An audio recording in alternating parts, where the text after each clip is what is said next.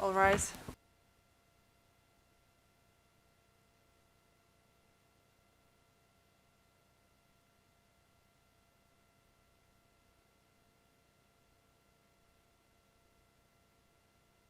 Kosovo Specialist Chambers is now in session. Be seated.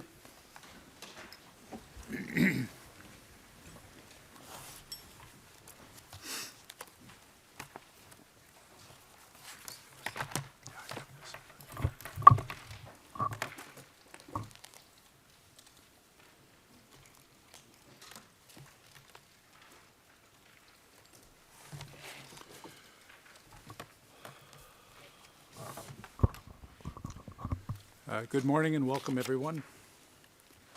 Madam Court Officer, please call the case.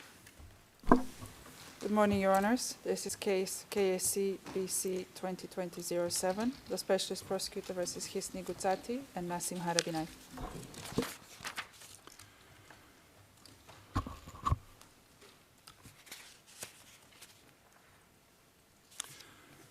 This panel is appearing today with 3 members in the courtroom and 1 via video conference. Judge Matreau, as you all are aware now here in the courtroom, is present via video conference because of the COVID-19 quarantine rules. I'll get back to that topic later, but first let's take the appearances. Start out with Mr. Prosecutor. Good morning, Your Honors. Appearing for the SPO today are Valeria Belizzi, Prosecutor, Associate Prosecutor James Pash, Case and Evidence Manager Lena Peterson, and my name is Matt Holling, Prosecutor. Thank you, Mr. Holling. Mr. Bowden. Your Honour, Mr. Rees, Queen's Counsel, appears via video link. In the courtroom, together with myself, are Ms. Stevenson, Mr. Joseph Bowden, Ms. Faye Wigmore, and Mr. Remy Halilai. Thank you. Mr. Cadman. Your Honour, pleased to be back in the courtroom once again. Joining me today is Mr. Buckley, Mr. Solomon, Ms. Privet, and Ms. Rodeo. Thank you, Mr. Cadman. We also are glad to have you back in the courtroom, and we hope fully recovered.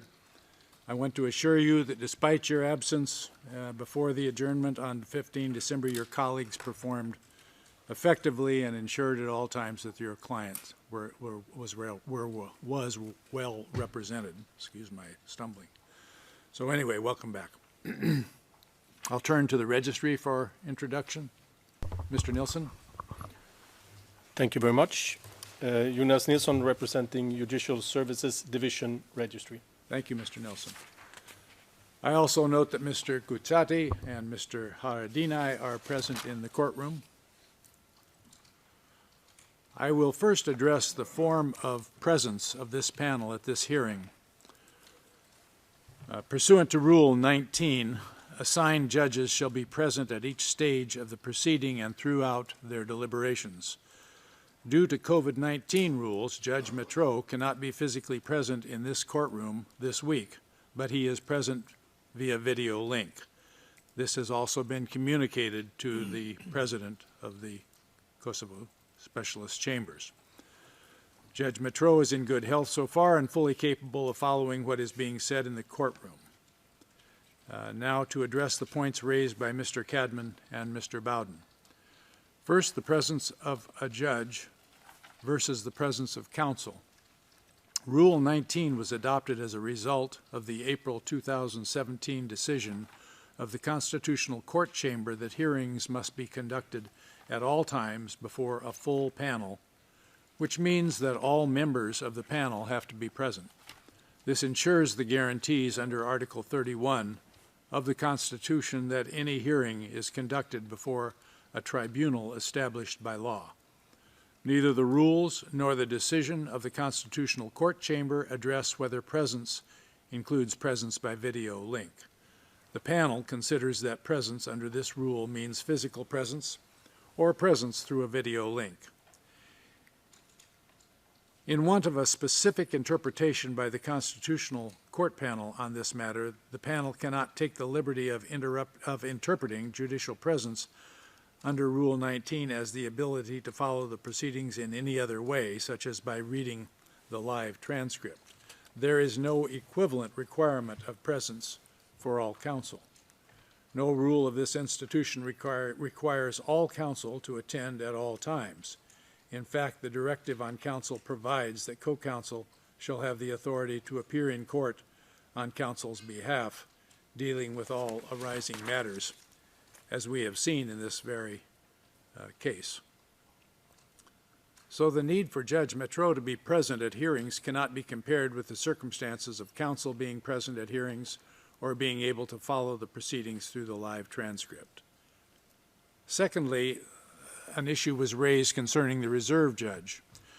Pursuant to Rule 18, a reserve judge cannot take over the functions of another member of the panel unless that member becomes permanently unable to sit on a case, resigns, or dies. Fortunately, we are not in any one of those situations. Judge Metro looks quite good, quite alive, and keen on participating. This means that Judge Gaynor cannot replace Judge Metro in these circumstances. Thirdly, in relation to the ability of the panel to confer, first of all, I will continue to preside over these proceedings as provided by Rule 19 and as I have done before. I believe that it comes to no surprise to you all that I can rule on objections and routine matters without consulting my colleagues. Secondly, Judge Metro is with us not only on video link, but also on the Transcend chat of the panel, so he can express his views to us at all times. This has been done by the panel as a matter of course in the past 4 months. Lastly, the need for private sessions. There is a standing order issued by the panel on 7 of October and reiterated on 6 December that no names that had been in the documents seized in the various batches should be uttered in open session in these proceedings. The exception to that order is the name of Vukovic. Mr. Cadman, if you need to put any of these names to Mr. Haradinaj and ask him questions about them, there are simple ways of doing this in open session, all of which have been tested by your colleagues on both the defense and the SPO side. You can use exhibits where some of these names are mentioned, such as the press conference transcripts. Some of these you have in your presentation queue.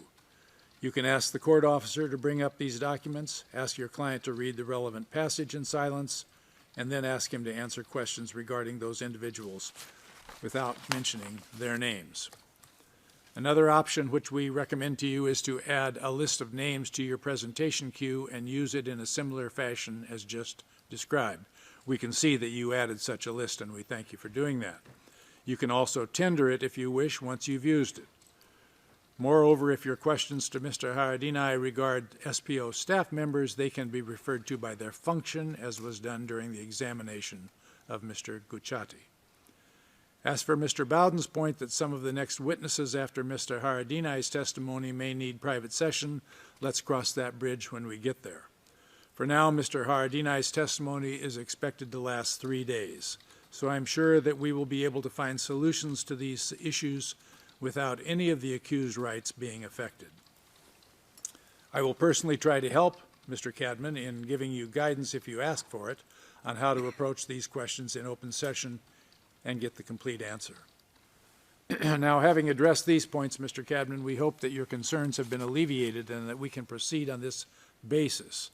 Have you discussed these matters with your client, and has he agreed with this approach? Your Honour, I had a brief discussion with Mr. Haradinaj yesterday. Obviously, because there has been some delay in the proceedings, he's very keen to proceed. Obviously, it's not an ideal situation, but at the same time, he does want to proceed. As far as the names are concerned, they have been put, as you said in the presentation. Could you raise your speaker up a little bit? There you go.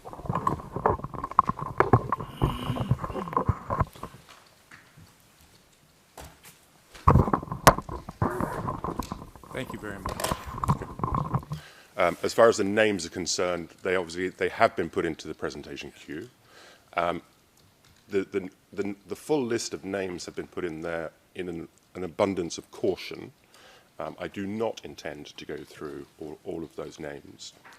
I have discussed the matter with our colleagues from the SPO. There are potentially 3 names that will come out in the public session. One of them is an SBO officer who has been referred to repeatedly in these matters, and we can just merely refer to him as Witness X. I can direct you to the number on the witness, on the list of names. The other name, which, as Your Honour has quite rightly stated, can be discussed in open court, which is the former Chief Prosecutor Vladimir Vučković. And there is a third name that is a coordinator of the SBO whose name almost certainly will come out. Our position is his name can be mentioned in public session. I'm sure Your Honours may take a different view on that, but our position is he has publicly acknowledged his cooperation with the SBO, and it is important that that is mentioned in public session. I can direct Your Honours to that person's name so you can take a position on that, but it is our intention to refer to him in public session unless I'm directed otherwise. All right, but you understand there is an alternative method, and we would kindly ask you to use that alternative method on anybody who other than Mr. Vučković. Your Honour, we have two public statements that that particular witness has referred to immediately after these matters commenced, where he has publicly acknowledged his coordination and cooperation with the SBO. We see no reason why his name cannot be mentioned in public session. Except that we have ruled otherwise, and that's what our ruling remains. Well, I've made my point. So we will proceed, and Mr. Haradinaj, you understand what your attorney has said and agree with it. Is that correct?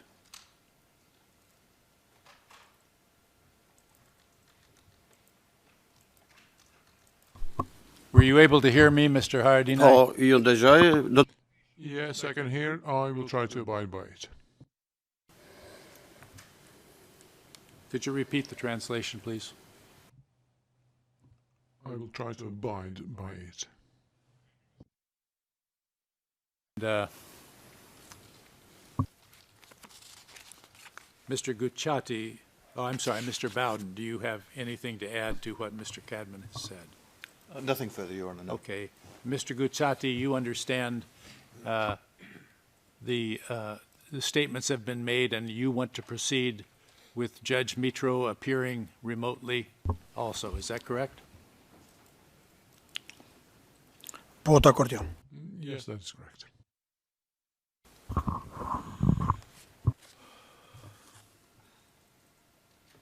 So for the record, the panel will proceed for the time being with the hearings in the current format with Judge Mitro participating remotely by video link. All right, then, let's get started. Today we will start hearing evidence of the Haradinaj defense. First, some scheduling and housekeeping matters. This week we will sit full days today, tomorrow, and on Thursday. On Friday, we will only sit for the first two sessions, as there is another use being made of the courtroom in the time period of the third session. Next week, we will sit on 17 and 21 January, that is Monday and Friday. We also have court days scheduled for the 24th and 31st of January. The panel might also sit in the morning of the 28th of January, but this will only happen if strictly necessary, as courtroom maintenance is scheduled for that day. We will let you know around the 21st of January if this extra day on the 28th is needed. Of course, the schedule I just mentioned might change if more of us get sick. We have no control over that. Any change in the hearing days will be notified to the parties. I also note that the decision of the Court of Appeals panel rendered on 7 January 2022, according to which the testimony of the second expert witness, number 1253, can be heard on a limited basis. It is the panel's intention to accommodate the testimony of all Haradinaj witnesses during this month, so we expect the witnesses to be lined up one after the other. In relation to this, I have some questions for you, Mr. Cadman. In your filing, F508, which is the application for the video link testimony of the first expert witness, number 1252, you indicated a preference for the 24th or the 31st of January. Would she be available earlier, say on the 17th or the 21st, if necessary? My understanding is that she is not. I will impress upon her the trial schedule and we would like her to attend before then, if at all possible. For the second expert witness, he is not available other than the 24th or the 31st. Also, can you tell us the reason why you requested that let's just deal with the first witness, why her testimony was to be by video link? There are two separate issues. One, obviously, is the ongoing COVID situation. She's already lost one parent through COVID. A second parent became very ill, which was why there was some delay in getting her expert report in the first place. And so it is that, but it is also professional obligations as well. So she's not at all available? Your Honour, during the course of today, I will make contact, or have our team make contact with her to see, one, whether she will be able to travel to The Hague to give her evidence in court, which is always the preference, and second, whether she is able to come on one of those days earlier. I think it's important to put that to her, just because we're now in a situation where which was supposed to be our second witness of this week, Mr. Tongashi, has tested positive for COVID, is not able to travel, and he's not going to be able to travel for 2 weeks because of the regulations in force.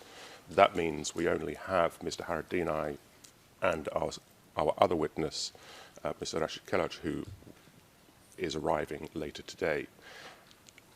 That means that the 17th to the 21st, unless we can reschedule the other witnesses for those dates, would effectively not be effective.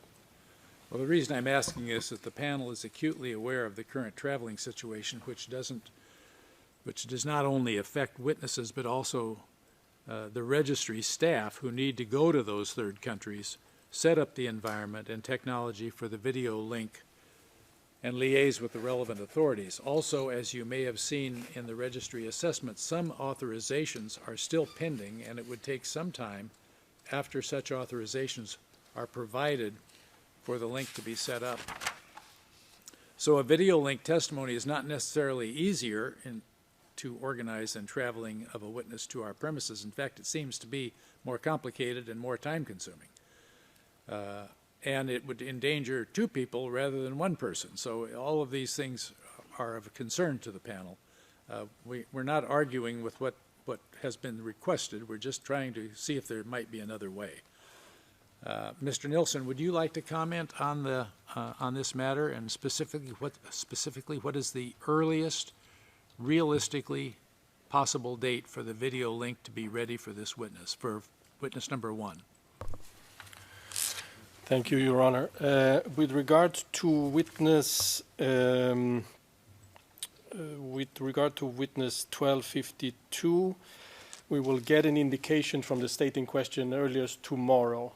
If everything is positive, then, as we have indicated in our submission, we would need 5 days to do the practical arrangements. From tomorrow, 5 more days. If we get the message from the state tomorrow, 5 days, 5 working days, I should add. Thank you. Okay, thank you. Mr. Cadman, thank you for your candor, and please impress upon the witness that the court definitely would rather she came here. It's probably we're not trying to decide the cheapest way to do it, but it's very convenient to have her come here and very inconvenient to do it the other way, as I see it.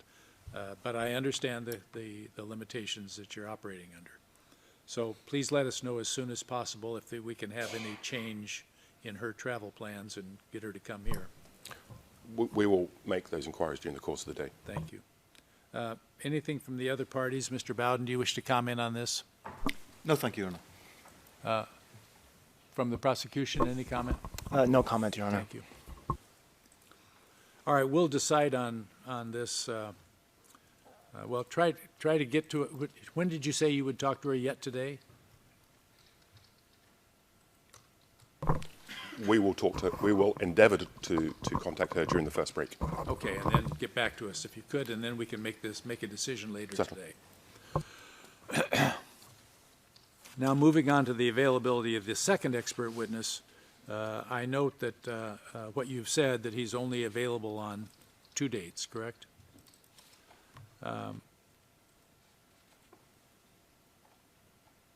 I note here that an initial application by the Gucati defense for the video link testimony of this witness, that was F-436, was rendered moot by the panel on 6 December 2022. We do, however, have the registry assessment for the feasibility of that application, which is F-467. So I have 3 questions for you, Mr. Cadman. First, do you intend to adopt the initial Gucati application for video link? I take it so far you do. Second, would the witness be available? He is not, once again, what are the dates he's available? Because of the way that the trial was proceeding, we gave him a range of dates between the 17th and the 31st. His original estimation, due to professional and personal commitments, was that he was only available, I believe it was the 23rd and 24th, and then, other than that, the 31st. Okay, 24 and 31 then. As it's currently fixed. Now, I can, of course, go back to him to see whether he would be available earlier than that on the 17th, potentially the 21st, but I also recognise the challenges for the registry are far greater than they are for the first witness, because he's in Australia. And we would kindly ask that you make the same suggestion to him, that it might be simpler for everybody for him to come here than for all of this process to be taken back to Australia and dealt with. Absolutely. Okay, thank you.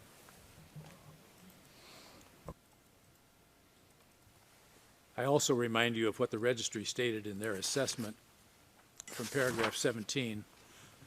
Due to current travel restrictions in place in Australia and a local quarantine requirements, the registry may not be able to send staff to the location of the testimony unless an exemption is granted. And I'm afraid that situation still stands. We don't have the exemption at this time, do we? Your Honor, that situation remains the same, yes. So even more important to fly the witness in here if at all possible. Again, I won't be able to speak to that witness until later today because of the time difference, but I do appreciate that, barring being a professional tennis player, it's actually quite difficult to get any form of exemption in Australia right now. Anything else from Mr. Bowden on this subject? No, thank you. And from prosecution? The only thing that we would mention, Your Honor, we'd previously estimated an examination length of about 4 hours for DW 1253. With a video link, there's always a possibility of it running a little long for whatever reason, so we would just ask that when scheduling there at least be a second day available in case we need to extend to a 6-hour examination for whatever reason. Thank you. And Mr. Reed's examination will probably, would I be correct in assuming that your direct examination of him will be somewhat less, given the fact that there was some limitation placed on his testimony by the Court of Appeals decision?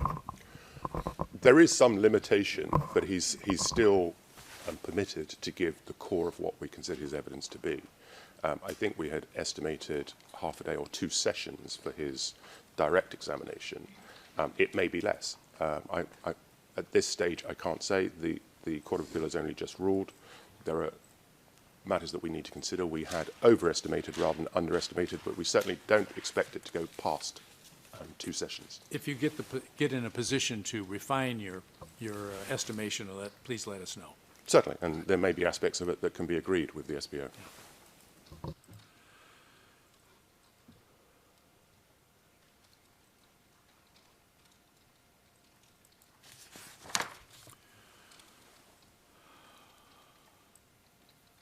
Mr. Haradinaj, we will now start with your testimony.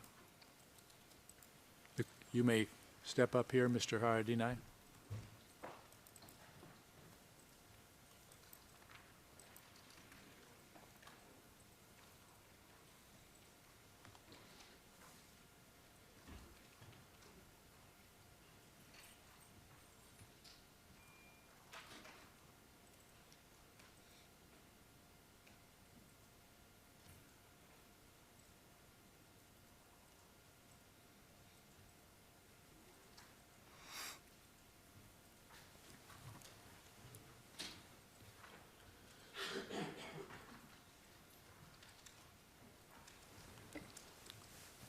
Mr. Haradinaj, remain standing for now. The court usher will provide you with the text of the solemn... Oh, he doesn't have his earphones in. I'm sorry.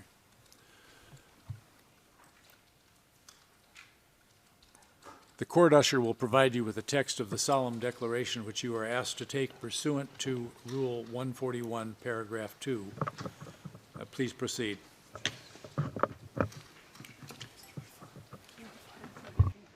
Can you test?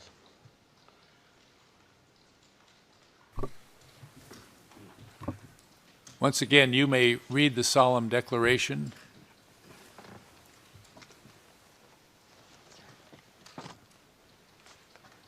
Proceed. You may read the solemn declaration, Mr. Haradinaj. I don't hear good.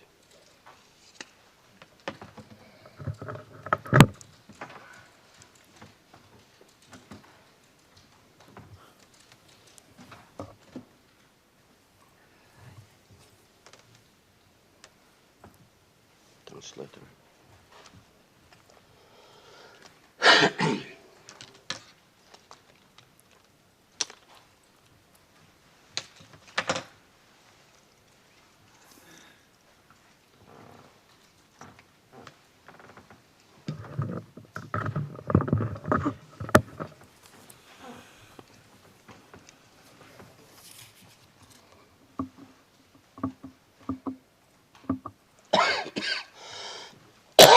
Can you hear now, Mr. Haradinaj?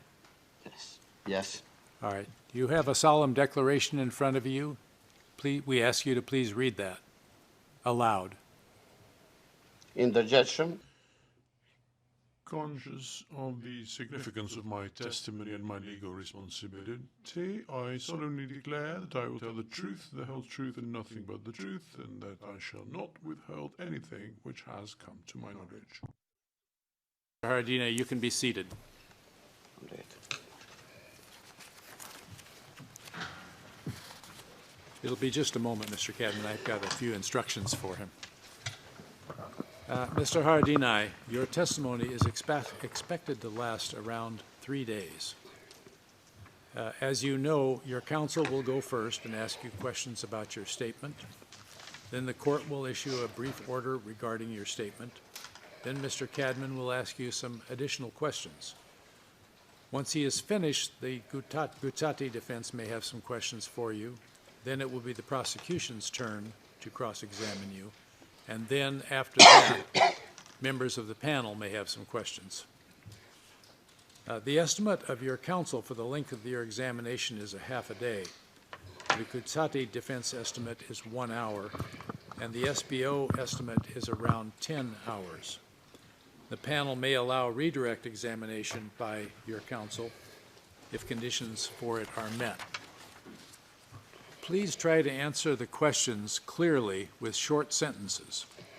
If you don't understand a question, feel free to ask counsel to repeat the question or tell them that you don't understand and they will try to clarify for you. Also, please try to indicate the basis of your knowledge of facts and circumstances that you will be asked about. Remember that the panel's earlier order that you should not mention the names of people, witnesses, or officials which you identified in the material that you reviewed. In your answer, please focus on matters relevant to this case. Please also speak into the microphone and wait a few seconds before answering a question and speak at a slow pace for the interpreters to catch up. During the next days, while you are giving evidence in this court, you are not allowed to discuss with anyone the content of your testimony, including your counsel and the defense team. However, you are allowed to speak to your counsel and defense team on matters not related to your testimony. If any person asks you questions about your testimony, please let us know. Mr. Cadman, you may start with asking your client the questions regarding his statement, and then please offer it for admission. And that's all for now. Go ahead. Good morning, Mr. Haradinaj. Before I begin, can I ask that Good morning. is made available That's at DNH 0725 in English and DNH 0758, the Albanian version. Now, we may need to obtain a different copy during the break. Mr. Haradinaj has asked for one with slightly larger text, but we'll deal with that if there are problems with him following. Thank you. So I'd first like to ask that is made available to Mr. Haradinaj, the statement, so that he can see the statement.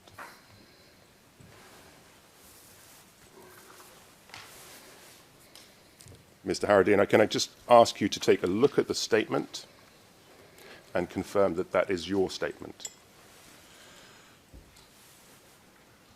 Paul. Yes. Can I ask you to look at the final page and confirm that that is your signature? Paul. That's right. The date in which that statement was signed? Mr. Stad 27th of December 2021. For the court, it is the Albanian version which is signed, not the English version. And Mr. Haradinaj, can I ask that you confirm that it accurately confirms what you will say in the course of your examination in chief or your direct examination?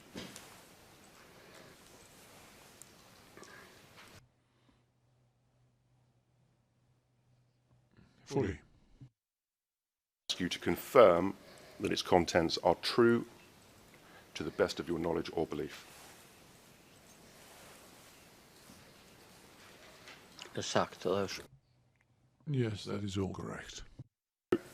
You have already been... Excuse me.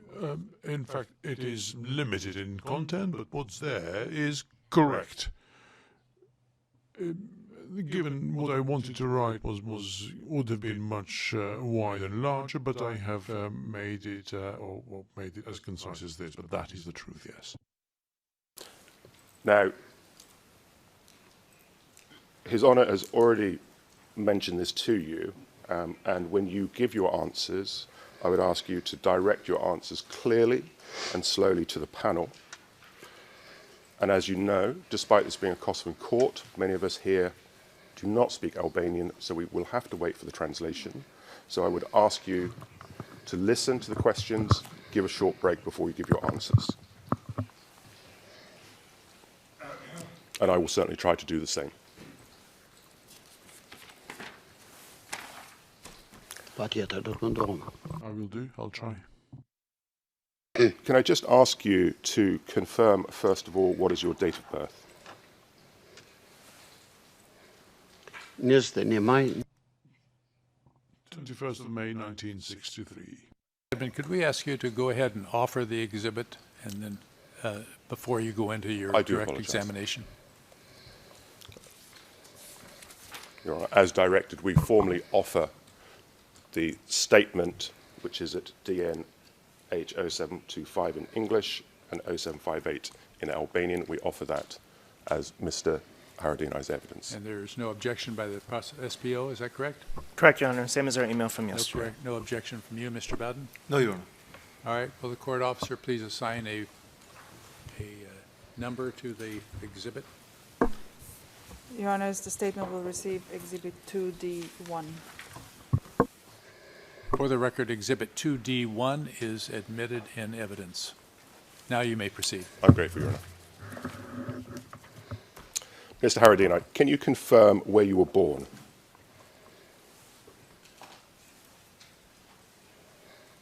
I was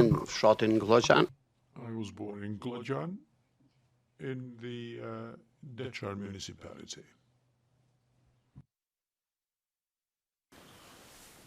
I am Albanian. Citizen of the Republic of Kosovo. Any other citizenship? Paul. Yes, I do. I am a Swedish citizen too. And are you married, Mr. Haradinaj? Yes, I am married and I have 5 children. And can I ask you to confirm, did you grow up in Kosovo? Po, jam rrit Yes, part of my life was in Kosovo until the age of 17 years and a half. The rest of my life, however, was spent in Serbia, in Serbian jails, until the year 1990 when I secretly went to Sweden. And prior to your arrest in these matters, were you still living in the same location where you grew up in Kosovo? po në fshatin Yes, in the village of Glojan. And where did you complete your education? shkollën fillore The primary school was in the closest village where there was a school, because there wasn't one in my village, so my school was in the village of Gramochel. The secondary school was in the Deccan municipality, in the city of Deccan, and until I was arrested on April the 1st, 1981.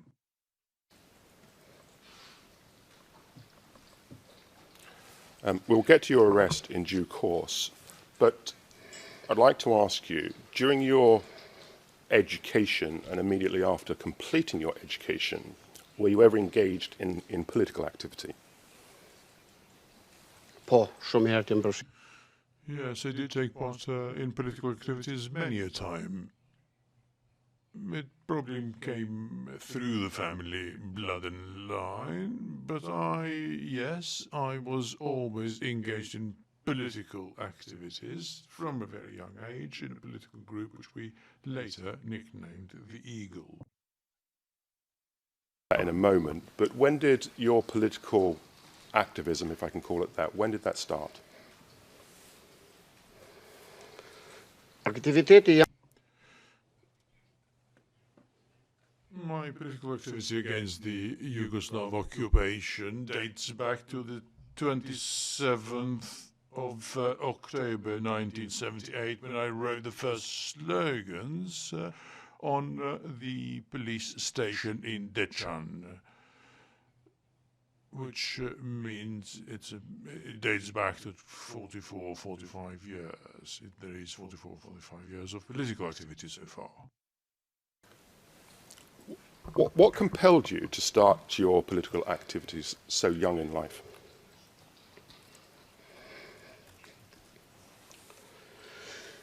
shqiptarën e përgjithësi në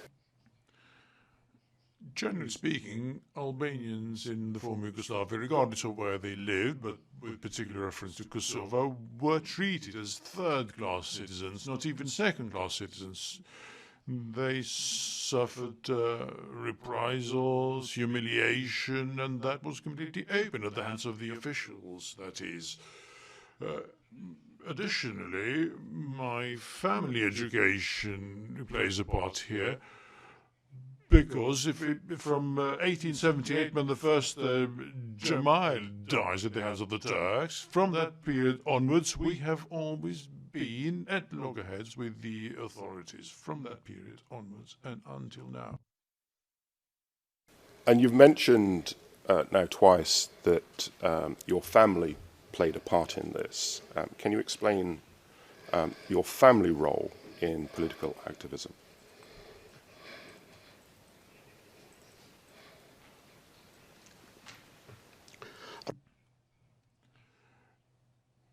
What I have lived through, it has to be confined to the role that my father played towards the liberation of all Albanians from the occupiers through the local committees. I was engaged within the same group, but the youth branch of it. And as a result of this activity, I was arrested on the 1st of April alongside my father and my sister too. You mentioned earlier a group that you called Eagles. What was that group? Grupi Shqiponia është grupi I. The Eagles was a youth group which worked as part of the local committees headed by my father. Yusuf Kravala was one of his cooperators, the man who was killed in 1982 by the UDB alongside his brother. They were in favor of changing the political status of Kosovo, which was utterly disfavorable to us, that is. This was a fight to change the constitution.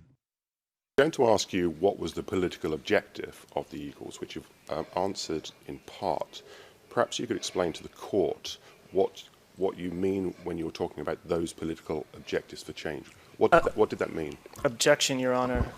The justness of the war or the commission of crimes during the Kosovo War are not issues relevant to this case. We've been restrained thus far in having evidence elicited that's already in the written statements, but we're getting to a point now where we're talking about what the political goals of the war were, and this is going into areas that the Chamber has previously declared inadmissible.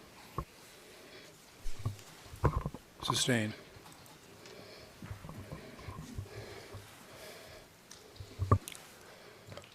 Your Honour, I'm going to need some guidance on that. These are matters that go to the very core of the defence case.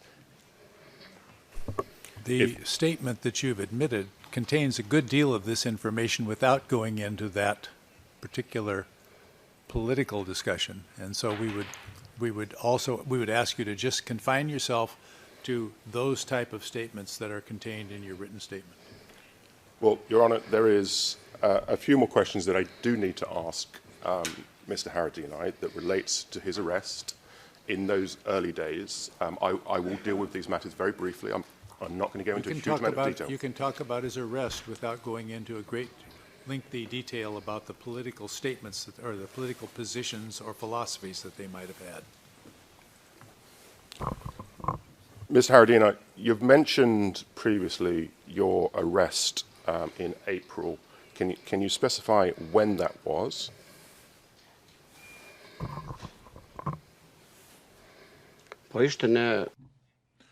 This happened on April the 1st, 1981, at midnight, when demonstrations had already erupted across Kosovo. I was arrested alongside my father and my sister, who was 15. Of your arrest? If you wanted to find the reasons, if you come from a civilized world like you do, you can easily surmise that what we wanted was freedom for all the Albanians living in Yugoslavia at the time. That your father and your sister were arrested with you.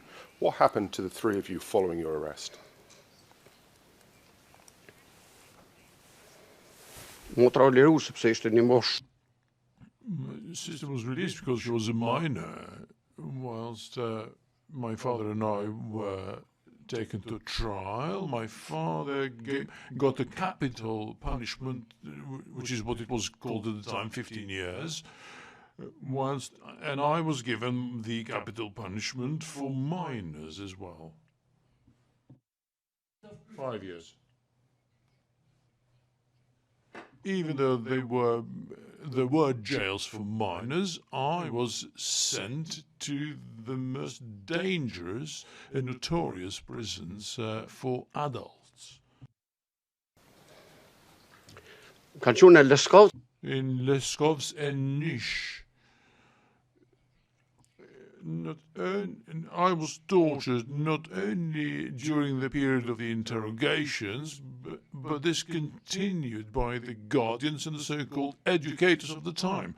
So I was beaten repeatedly during all the years of the jail term. And you said that you were sentenced to 5 years. What happened after your release from prison?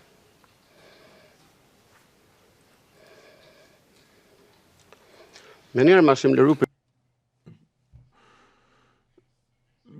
punishment continued upon my release because as a family we were deprived of education, and that did not mean just me, but also my little sister, who was a fourth form at primary school, even though education was obligatory. We were the only family in Kosovo, as a matter of fact, deprived of the right to education, and we were not given any other rights, including any rights to leave, for instance.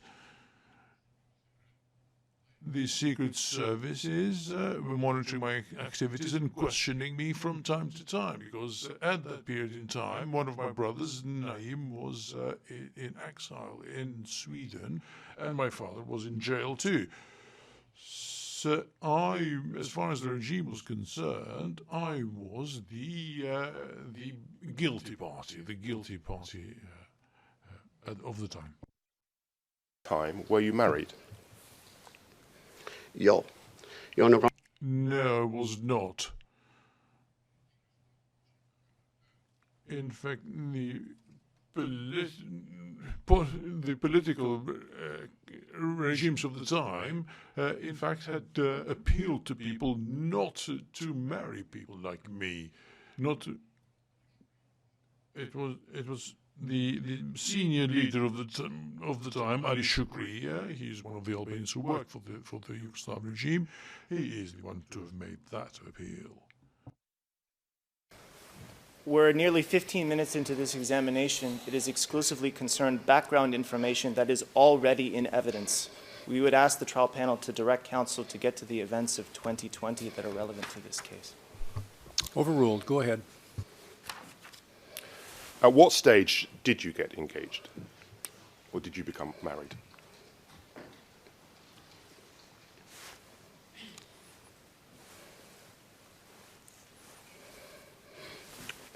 Unë jam martuar I was married in 85. I was betrothed then.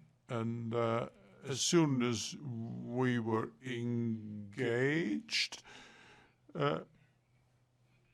and upon our engagement, my wife, my fiancée, who was one of the brilliant students, was sacked. And from that moment onwards, they started calling us in for questioning, which is what forced us to go to Albania in order to avoid this situation. patrejsh të sistemit It was communist times, and there was an agreement of repatriation between Albania and Yugoslavia at the time, and so we were returned 3 weeks later. Both of us. My wife was sent straight to jail, and so was I. And upon our release, we were married straight away.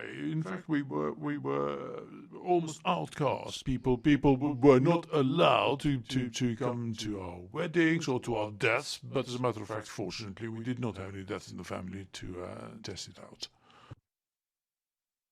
To Kosovo. Were you living openly in Kosovo? Unë para se më kthyn Before returning to Kosovo, my brother, who was 16 at the time, was sent to jail and given a 3.5-year sentence. When I returned home, only the women were left behind. And during this time when you returned to Kosovo, how long did you remain in Kosovo? unë në Kosovë.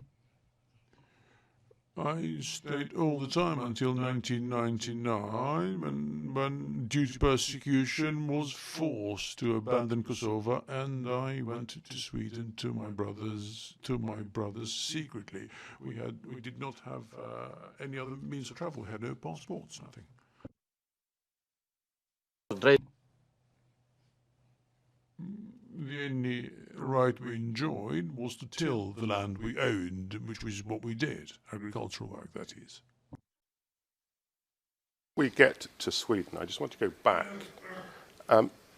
Can you explain what happened to you in 1989?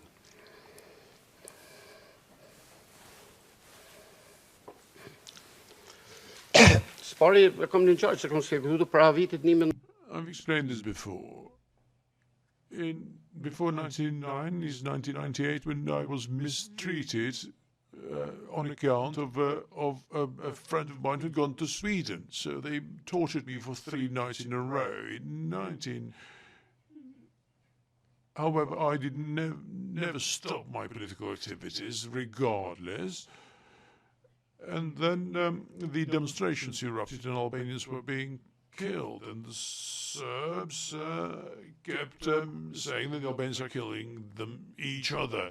And a group of former political prisoners organized in order to expose this lie. They were saying that this happened because of blood feuds. As a matter of fact, the government in Belgrade didn't give a fig about Albanians killing each other. So we set up a group to reconcile blood feuds in a way. And because this tarnished the image of Serbia, I was arrested. Before that, however, there was the usurpation of the status of the province of Kosovo by the Milosevic regime.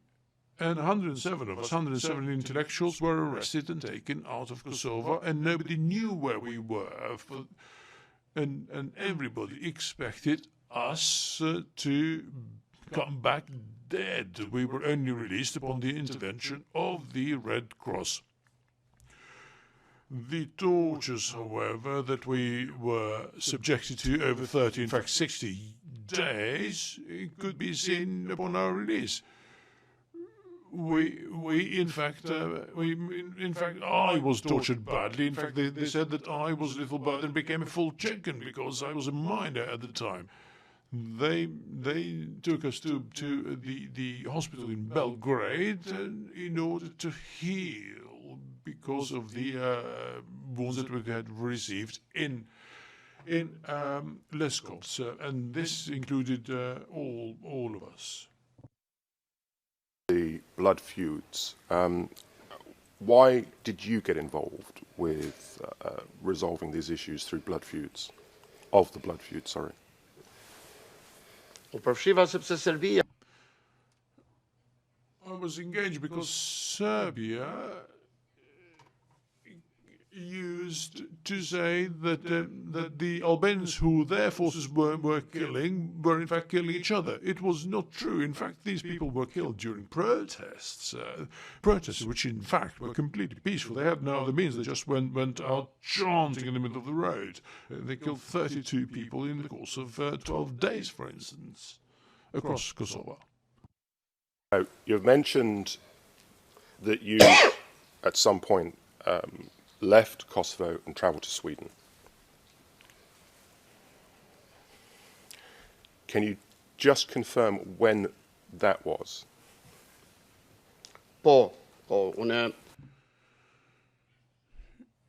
Yes, upon the release of the arrest warrant, when they were keeping and looking for me, I went underground in the Decan municipality.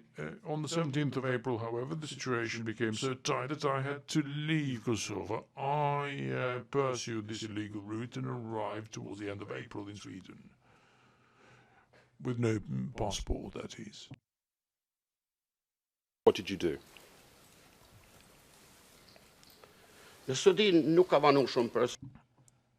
I did not, in fact, stay long because I had the jail release documents and the Red Cross recommendation. In fact, I was the youngest person to have been jailed, and then my brother became the record holder. That is, but in Sweden, I got a political assignment. Then I became an official interpreter at the migrant center, and then from there onwards, I went on to work for courts and police stations and so on. I was an official translator of two languages. I learned Serbian language in jail. We had no other books to read. And so I learned that in the Cyrillic alphabet too. So I was a qualified interpreter for the Serbo-Croatian and the Albanian language equally. That you were granted political asylum in Sweden, and you've also said earlier that you acquired Swedish citizenship, and that was during that time that you were in Sweden. Yes. Yes. 4 years later. You travelled to Sweden initially. Did you travel with your family? Jo, No, I was on my own. At the time, 3 of my children had been born. The one was 2 months old. And 3 months later, through a lot of difficulty, my wife was able to join me. Obviously, with the help of friends, because that route was at the time impossible. This time, did you have any involvement with the Kosovo Liberation Army?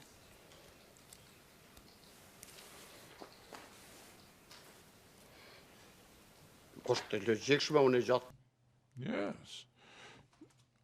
I have never ceased the activity for the liberation of my country. I have never ceased those activities upon release from jail. I did not even stop it during the time I was serving in the jail. We never stopped that. The Kosovo Liberation Army was set up not because of my contributors, but through the contributions of people through the ages. So we all had come almost to the agreement that we had to set up a military outfit to fight for freedom. Obviously, I was a political activist, yes. And to Kosovo, can you please tell the court when that was?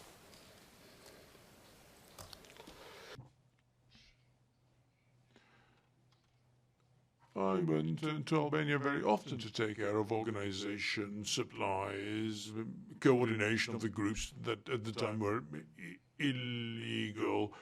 But as an armed soldier, I entered Kosovo on January 29th, 1978. I learned that my family compound was attacked, the Haradinaj family. I'm a cousin to Ramesh Haradinaj, and I returned to Kosovo in April, and I stayed there all the time until I was injured. And can you tell us, where were you based at the time you were injured?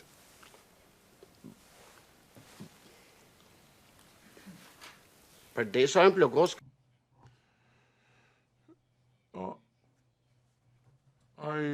I was in charge of the military unit on Heritage Babaloj Prelep. When I was injured, I got first aid in Kosovo, and then it was made possible for me to go to Albania, where I received further assistance. I went to Sweden for 3 weeks, and then I returned, and I continued the military activities.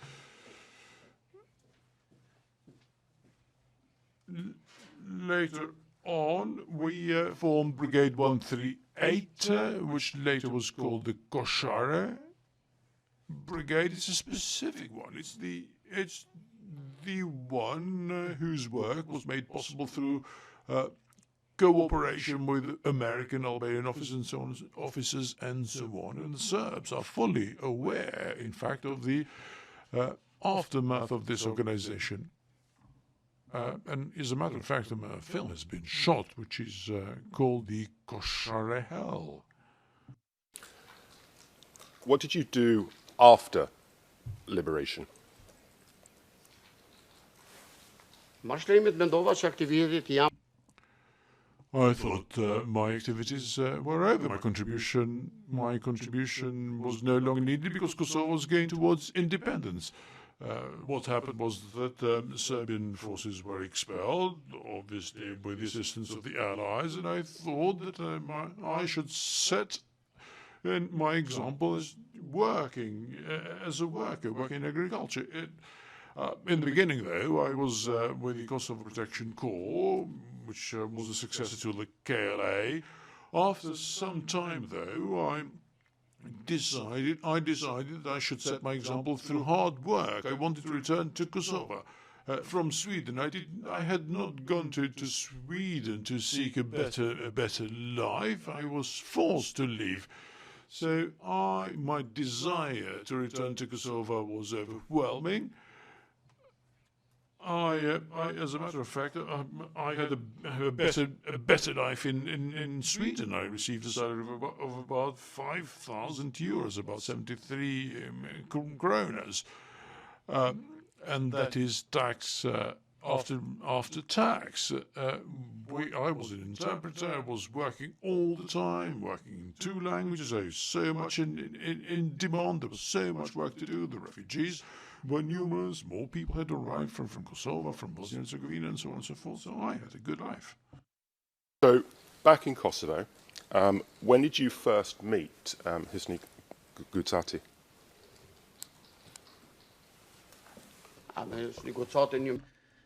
I met Hisni Gucati quite later in 2005 during a cultural manifestation. We went and visited the War Veterans Office, and that's where I saw and met Mr. Hisni Gucati. I saw him twice as Hisni Gucati and a contact, and I got to know him better after he was elected chairman on the 17th of September 2017, when he was elected, as I said, chairman of WVA.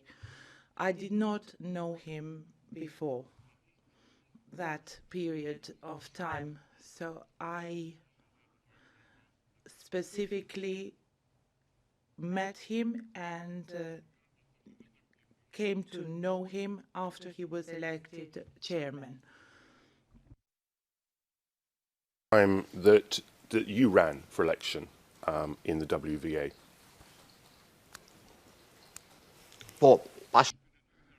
Yes, after those 2 occasions where we met accidentally during that meeting of the committee where he was elected president, I was also elected vice chairman, and following that point we had regular contacts as we worked together. And for me, every war veteran is a very close person because we went through similar things, and Mr. Gucati too was injured or wounded during the war. And that is a position that you still hold today? Yes, to this day, because the committee did not convene for further elections. So both of us, Hisni and I, still hold the post.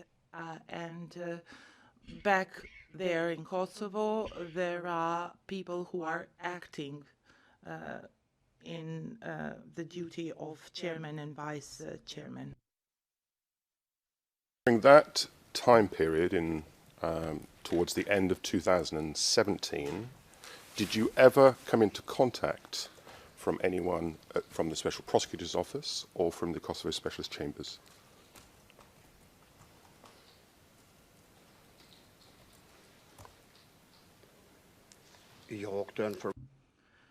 No, they were formed later officially. However, I was never contacted by them or UNMIK or EULEX for that matter.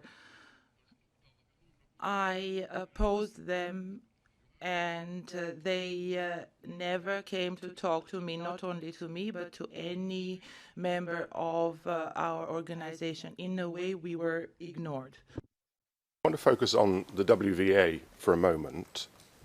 Did there come a time?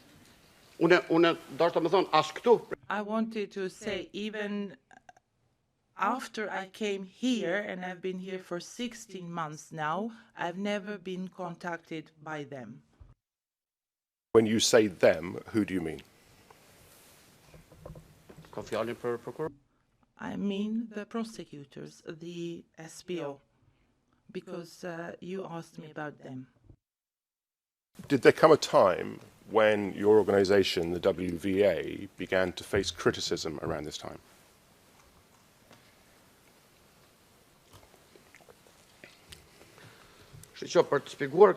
Listen, to be able to explain this, I have to say the following. Even before the establishment, there was a decision. 115,000 signatures were collected against the establishment of this court. And that list was sent to Strasbourg court. Now, when this office, the SPO, started to officially summon persons for interviews, the public opinion was sensitized not by us, but by the media. One of the VWA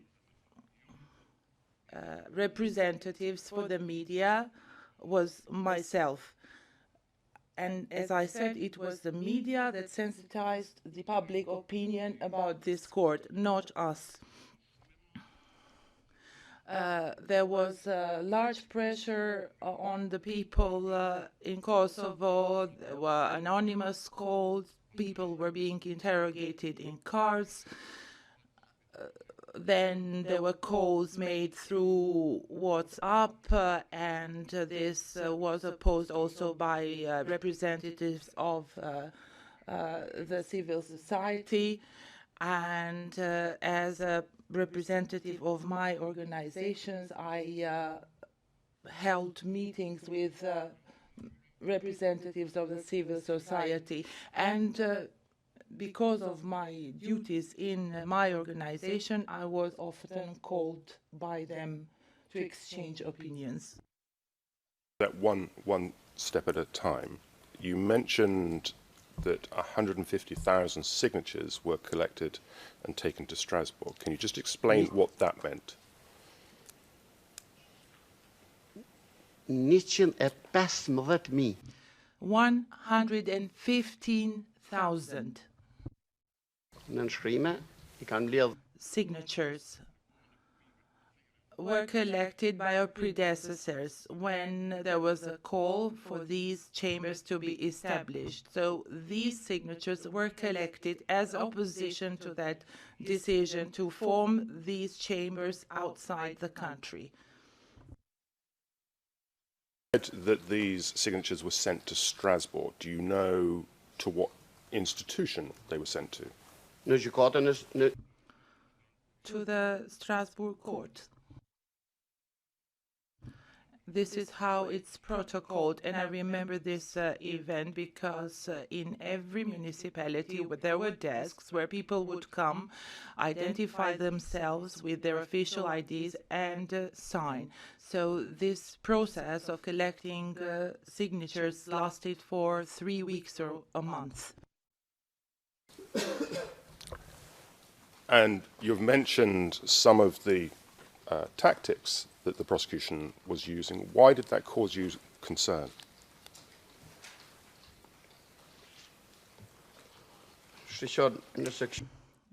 Listen, if you look at it realistically, how things evolved, our opposition was encouraged by the SPO itself, by the methods it applied.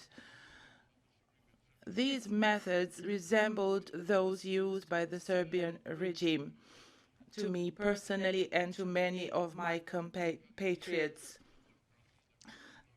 People who are familiar with democracy and its principles should know that to summon people illegally, to kidnap them in a way, put them in a car, interrogated, to use Viber or WhatsApp as a form of summons or invitation for questioning, it's not an official way. The former Yugoslav system even used official summons that would arrive at your official address if they wanted to question you. But what the SPO did was beyond words. Now, you've already said that you didn't have any contact with the SPO, so how were you made aware of these tactics?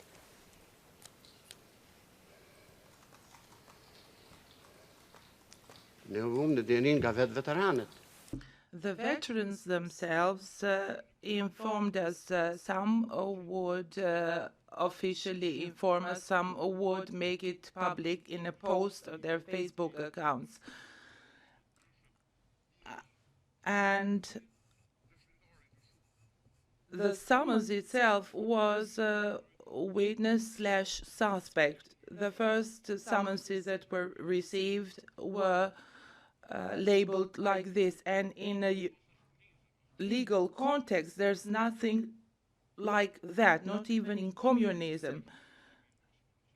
And as a result of the civil society's reaction, they stopped this method, but then they took on another precedent. Time, were you also aware of the SPO and its cooperation with Serbia?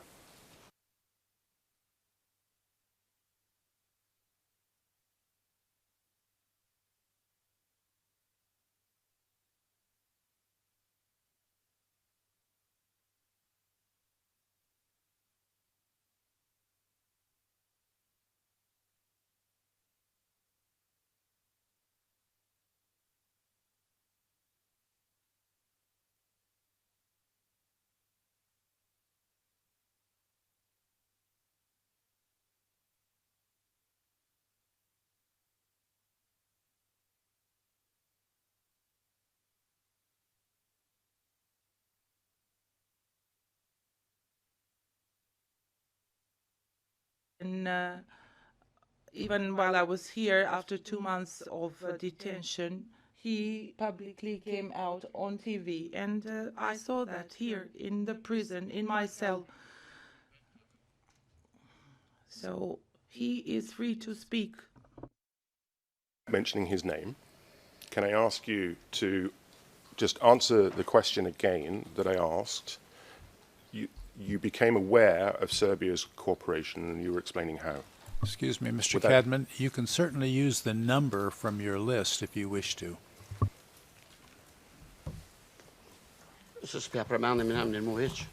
We will not mention his name anymore.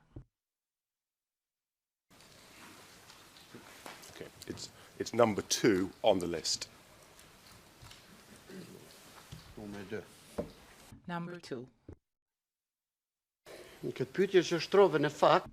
The question you asked, in fact, the knowledge that these chambers cooperate with Serbia is not only from this source.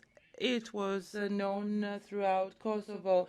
They themselves make those documents public and made the fact that they sent them to Serbia public.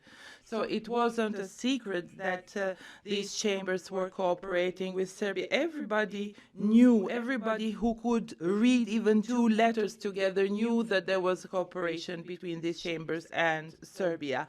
And this was from an earlier stage. It was nothing new. What was new was that it was said that this court was going to be a court of Kosovo. And it was in the interest of the public, it was in the interest of the transparency to explain what the truth was. And what the War Veterans Organization was stating publicly was not favorable for the government, for circles that were in favor of Serbia. So we became the only target, as if we were saying something that was not true. Well, in fact, we were telling the truth, but nobody wanted to know.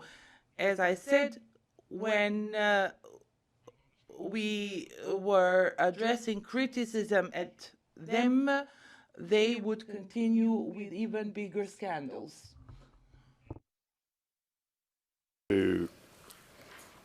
When you became aware of the cooperation with Serbia, why did that cause you concern?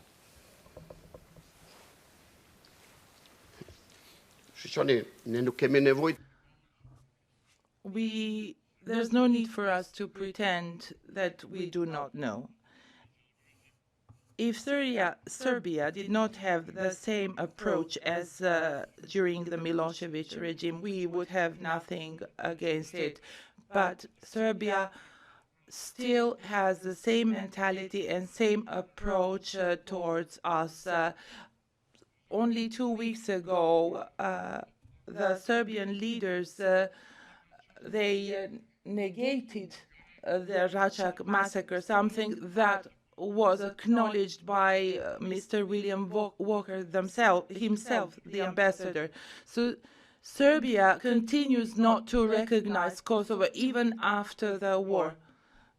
And I'm actually surprised, if they do not recognize Kosovo, how come they recognize this court as a Kosovan court? So the public opinion needs to know all these things. They need to know the truth, whatever that truth is.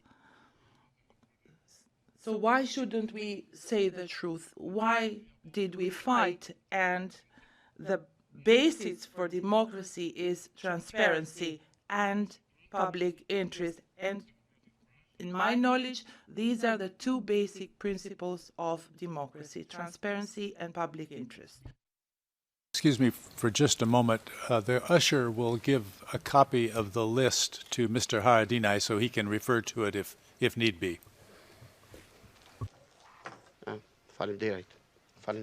Thank you. Thank you.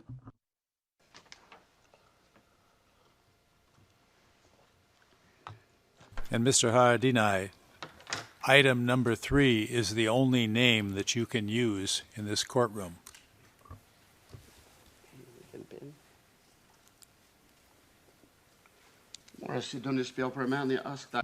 If you wish, I will not mention any of the names on the list because you know very well who these people are. But no problem. I will refer to them as number 1, 2, 3, and so forth. I'm sorry for the interruption.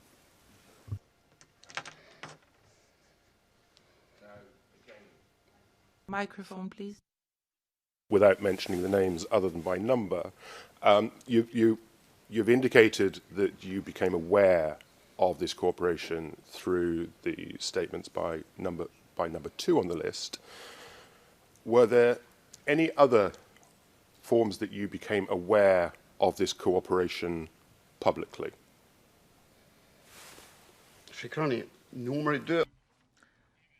Number 2 is quite an interesting name.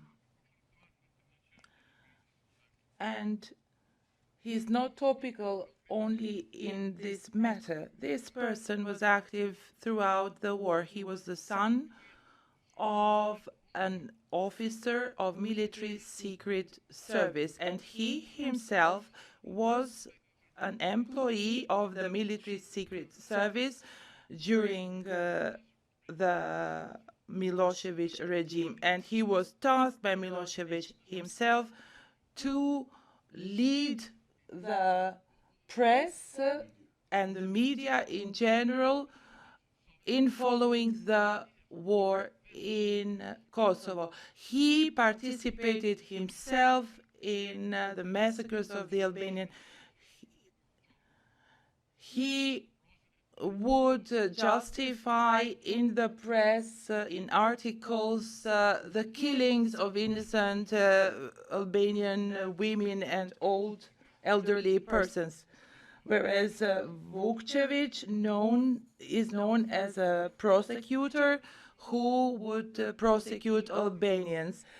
So that name is very known to everybody.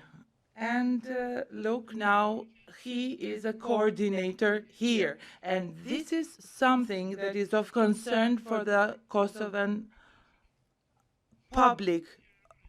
And it should be concerning also for this prosecution here to have this person as a point of reference. How can you have, as your coordinator, a well-known criminal?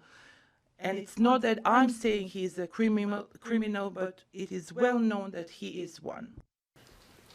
Now, just going back to my question, other than through connection to that individual, did you become aware before September 2020 of cooperation with the prosecution and Serbia through public sources?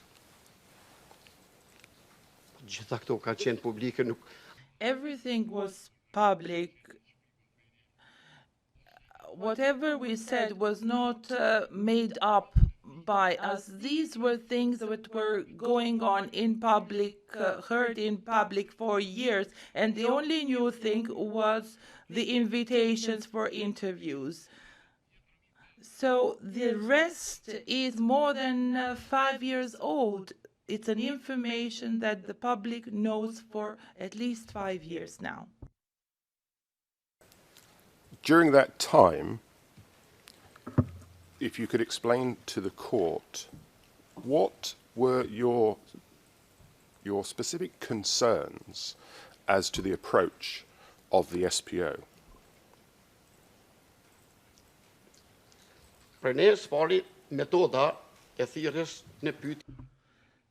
The method of summoning or sending the summonses. Second, the monoethnic and arbitrary approach, criminalizing just one element of the war in Kosovo, that is criminalizing the Kosovo Liberation Army. And this is a paradox. Only Albanians in the name of crimes. Why? Even if there were crimes committed, was it only Albanians who committed the crime? Was it necessary for you to be a KLA member to commit a crime? Of course, Albanians also committed crimes. Even some who were dressed, Albanians who were dressed in uniforms, Serbian uniforms, committed crimes. They are also Kosovans. I'm talking also about Kosovan Serbs who are still hiding in Serbia and wanted by Interpol. So this is what I don't understand and what we as an organization do not understand. We want every crime to be revealed, uncovered, but not through selection. In Kosovo, you have Serbs, Roma, Bosniaks, Turks, and many other nationalities. There are also people who were never members of the KLA. So this is what we want, and we would have embraced that approach. Was that important to you personally and to you as an organization?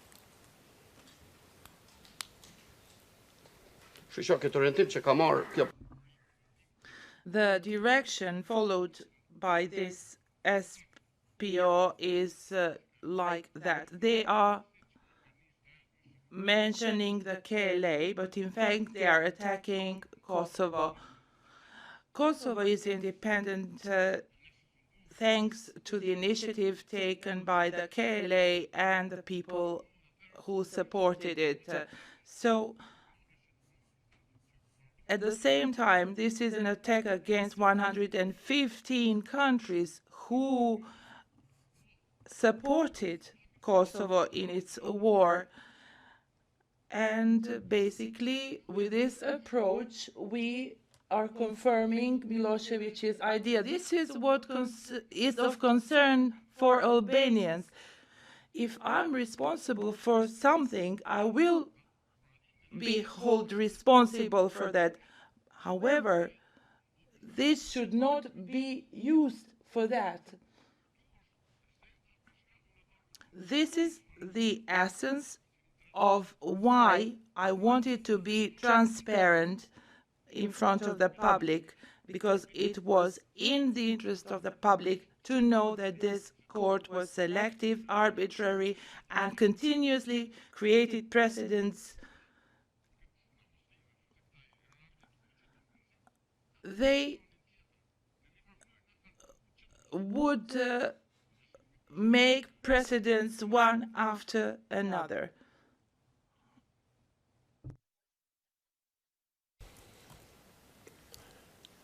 Did you ever seek to address this, bearing in mind that this is an institution of Kosovo, did you ever seek to address this with the government of Kosovo?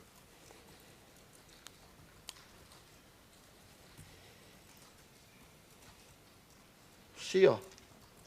Guerra foti sepse When this court was established, there was an end date envisaged, which was in August 2020. So we made a request for the amendment of the relevant law, for that to include, to prosecute all groups for war crimes. If I not mistaken, I think it was on the 2nd of August that this 5-year mandate was about to end, and we wanted with that request to introduce that amendment to include all crimes committed in Kosovo, whoever committed them, not only by KLA, because not everybody in Kosovo was member of the KLA. It may be suggested to you that your intention... When I said not everybody was a member of the KLA, I did not mean support for the KLA. I meant people in KLA uniforms. Now, it may be suggested to you that your intention was to shut down this institution. Do you accept that?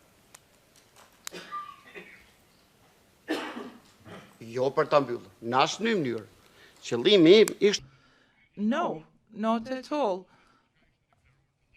Our aim was for this institution to do what it was envisaged to do, to uncover all the crimes. So this was the approach.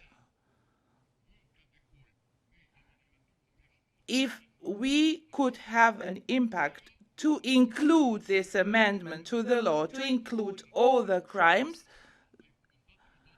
and bring it to the parliament for vote, this was the aim. Even when I was arrested, the mandate of these chambers was no longer valid. Whatever happened, they usurped the right of the parliament, the right of the government, and they do whatever they want. I even today see documents that are translated with Kosovo and Metohija.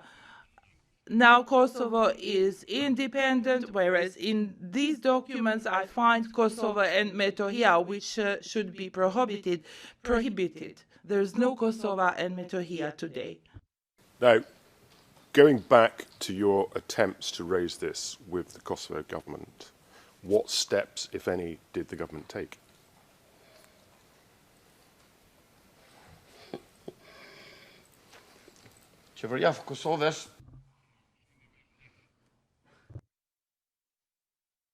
The government of Kosovo turned a deaf ear. Later, some MPs actually regretted voting in favor of the law. We wanted to follow the legal path. We collected initially 11,700 signatures, although we only needed 6,000 to bring this matter for consideration before the Parliament. But the session was interrupted. As I mentioned, some MPs regretted their original decision. We only needed 4 MPs to be able to schedule a session. We found 6. We sent a request to the President, Hashim Thaçi at the time, to the Speaker of the Parliament, Vjosa Osmani, and to all parliamentary groups, including the Serbian parliamentary groups. The request included the points that we wanted to discuss and, as I said, the request for the matter to be taken into consideration. However, the session was never convened, although they had this duty by law to convene that session. It was our right to request one, and as I said, it is determined by law that we can do such a thing. So it was only a request on our part for a session. That was nothing imposed on our part. We will take a break. One last question before I wrap up this. With a yes or no answer? It will be a very quick answer. Okay. During this time, when you had taken these steps, did anyone from the prosecution or from the court or from the registry of this institution, did anyone come to discuss those concerns with you or with your organization? Kur. Never. No to your answer. They never even tried. Good morning break. Be back at 11:30. Thank you all. We are adjourned. All rise.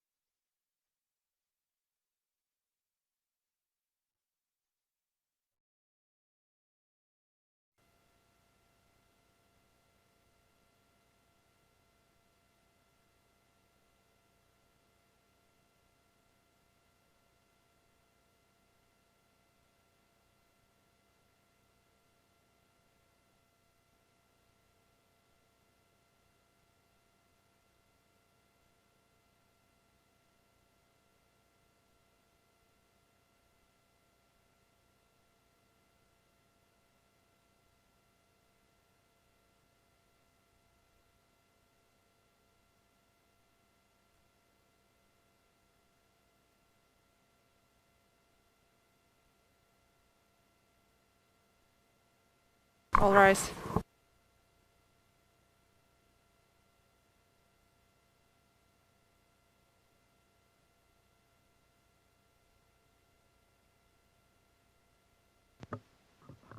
Please be seated.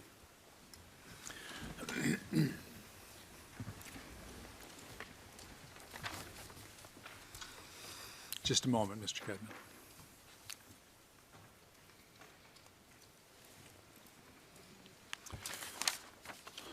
Just so we have a full oral order on the record on the admission of Mr. Haradinaj's statement, as with the other defense statements, I will issue the following. The panel admits the written statement of Mr. Haradinaj in evidence under Rule 154 of the rules in its entirety. The panel notes that the statement is relevant and has probative value. The statement refers to Mr. Haradinaj's background, his views regarding the KSC and the SPO, as well as his interpretation of public interest, his acts and conduct related to the charged offenses, and his account of the circumstances of his arrest. Mr. Haradinaj is present in court and available for cross-examination and questioning by the panel. He also attested that the written statement accurately reflects what he would say in court during his direct examination. The exhibit number as assigned is 2D1. Classification is confidential for both Albanian and English versions. The Haradinaj defense is ordered to disclose through legal workflow by 20 January 2022 the public redacted Albanian and English versions of the statement as attached to filing F509 so that they can be recorded as the same exhibits and marked as redacted. That is the end of that oral order. Mr. Cadman, did you have an opportunity to contact the first expert witness? We have. We don't have a definitive answer yet. We will hopefully have one during the course of the day, but she is doing her utmost to make herself available on the 21st. But she would not be able before that, as I understand. The 21st. Yes. And what about the coming here? That's what we've said. Okay, and yes. you'll need to liaise with registry right away about that. Absolutely. As soon as you get the board. Thank you very much. You may proceed with your direct examination. Just one issue that I raised with our colleagues before the break. We will have to take up at the end of the day a verification of the translation. A lot is being missed on the translation into English. I'm going to ask Mr. Haradinaj to try and slow down because the interpreters are having a great deal of trouble keeping up. The answers are very long and very fast, yes. And it would help if he would let you break it up into segments rather than going for a 10-minute statement. Thank you.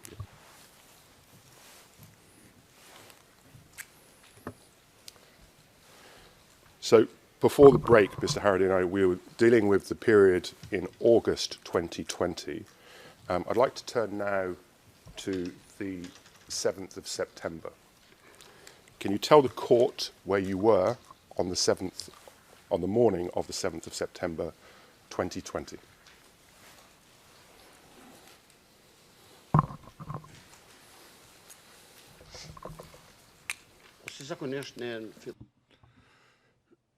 At the beginning of the week,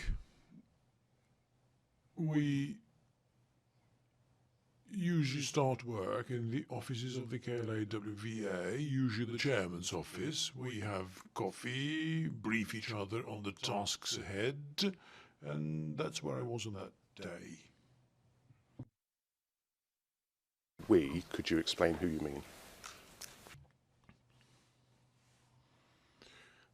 The presidency, the chairman, his deputy, the two deputies, including the one who's had an attack and who served in that capacity, but I hope that he will improve the secretary. This is the group that I mentioned. Time did you become aware that what we'll call the first disclosure had arrived at your offices?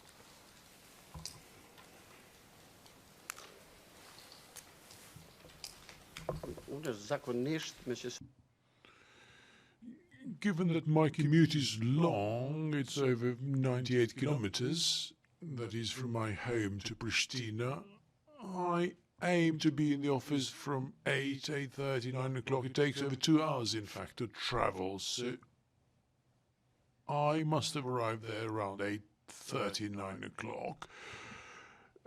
And roughly an hour later or so, I know that the secretary came in and spoke to all of us. And when you say the secretary, could you clarify who that is?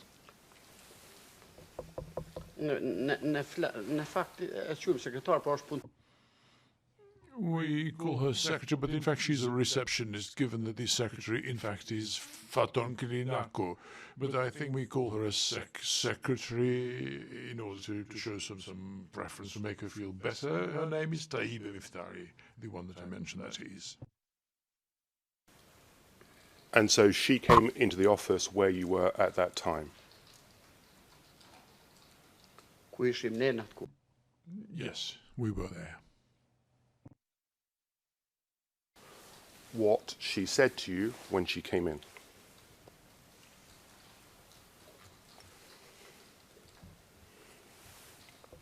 I don't hear an interpretation.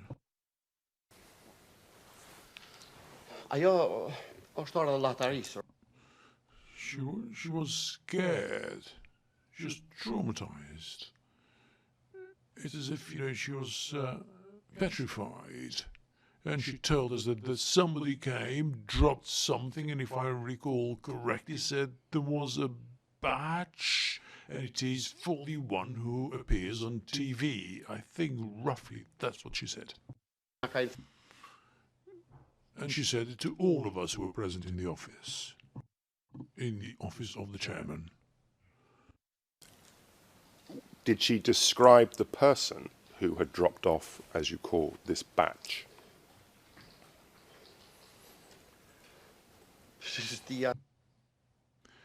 I don't know. She was too traumatized. We asked her who it was.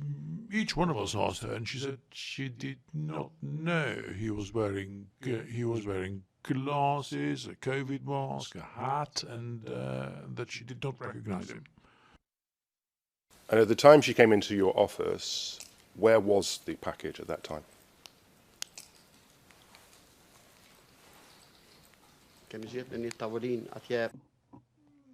On a table at the entrance to the offices. The chairman's office is further away along the corridor, 6-7 meters maybe. Into the office where you were, she just told you. She left it on the table. There was a table there. It's a set table there. And she came in and told us.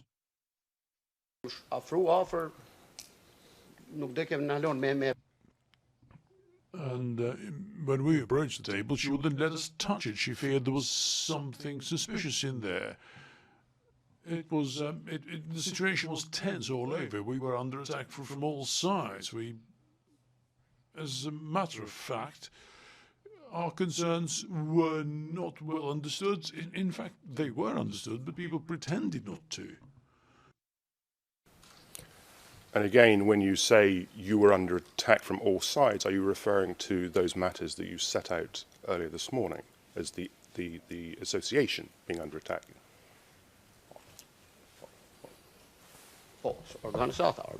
Yes, the organization. I'm not speaking of myself. When you saw the package, perhaps you can describe to the court what the package looked like.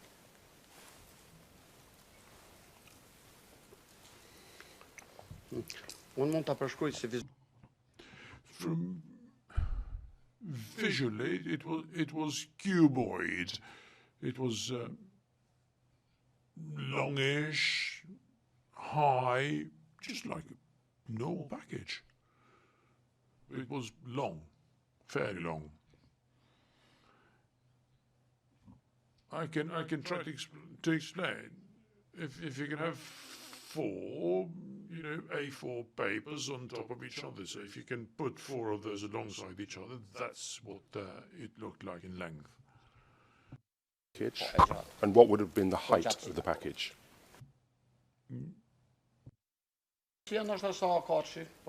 Maybe the A4, the A4 height, roughly speaking. I cannot be more exact. It was, stacks of paper packed in there. Just what, contained when those papers were put in order, that is. Anything written on the package? Nothing, no. So, which one of you approached the package first? To tell you the truth, we all went there, and I felt that it was addressed to me because they said to the one who spoke on TV. As a matter of fact, we all went and appeared on TV, but it looked like it was for me, given that I was the spokesman. I went in there and touched it, and after that moment I tried to look after Taiba.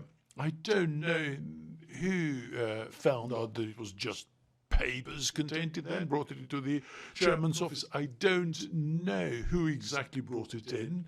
All I did is touch it, and as a matter of fact, she kept screaming, saying, "It may be a bomb, it may be a bomb." Just to be clear, it was opened, and then the papers were taken back into the chairman's office.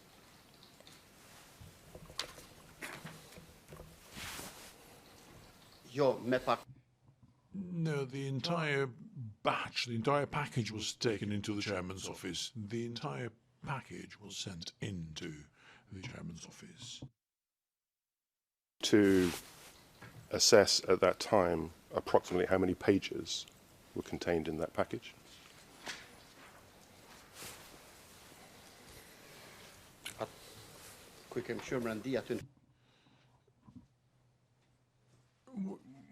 We all rushed with 4 piles of paper of this format to put up like this, 4 sets of those piles.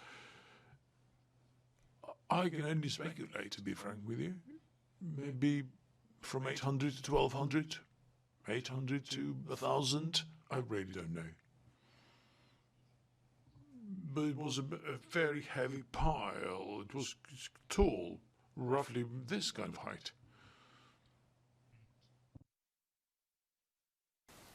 You've said 4 piles. Were each of the individual piles, were they secured in any way, or were they loose?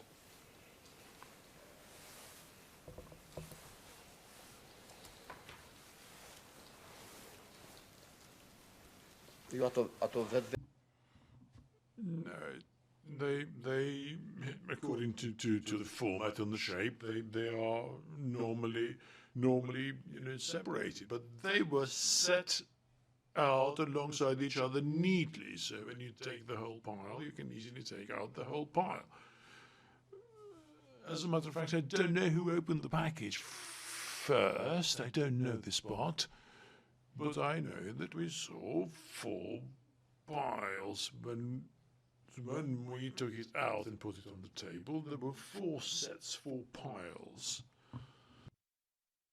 And were you able to identify whether those 4 piles contained different documents, or were they 4 piles, 4 copies of the same?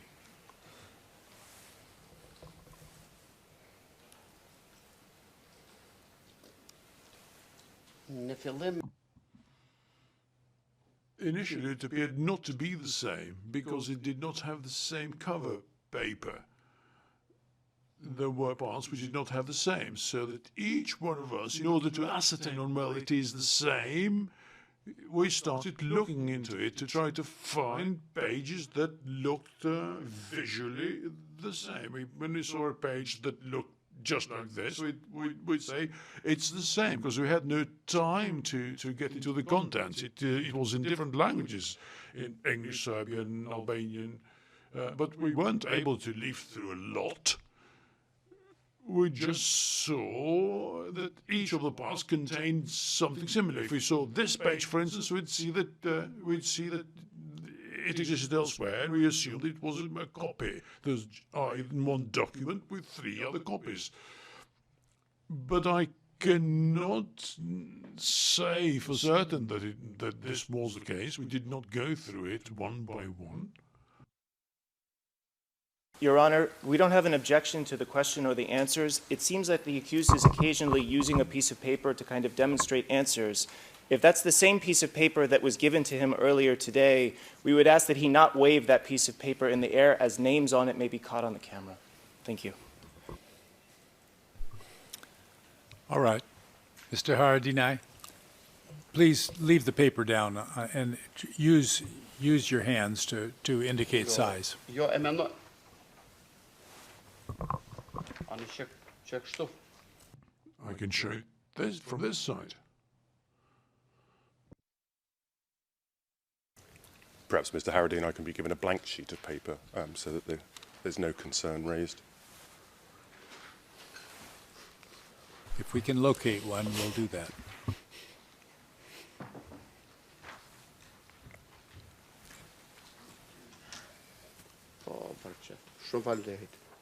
Thank you very much.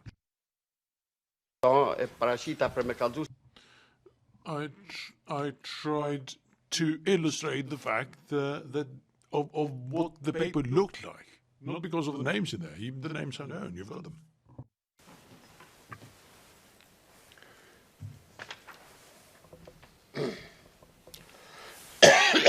To the best of your recollection, for how long did you review those documents?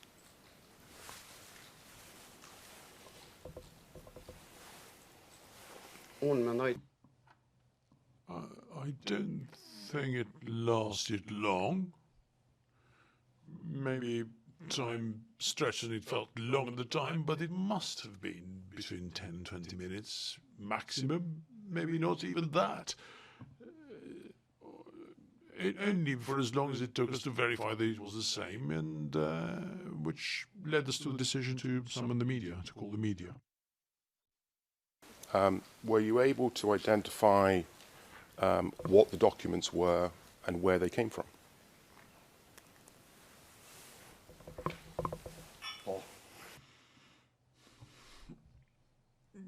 Yes, these documents were interesting because they coincided with what was topical in the public interest during those particular days. We saw Glyn Williamson, Kaipi, or something like that. We saw the names of Vukcevic, which you're allowing, and all the others listed here. Some of them, not all of those. And from that, we inferred that this was materials belonging to the SPO, or that somebody had brought them on their behalf, or that somebody was trying to trap us on their behalf, and this was of particular interest. And it came to us as a shock anyway. It was quite unexpected as far as we're concerned. You saw those names in those documents. Did you feel that justified your concerns?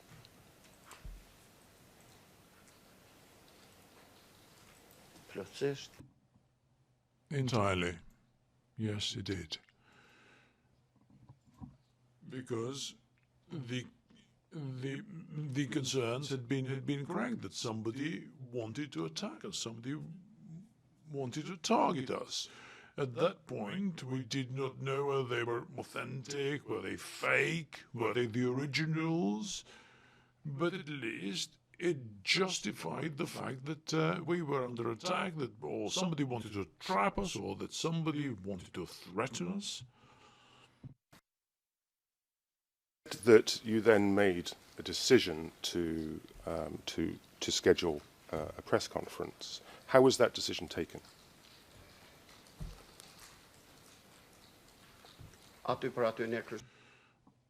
The close leadership took that decision there and then.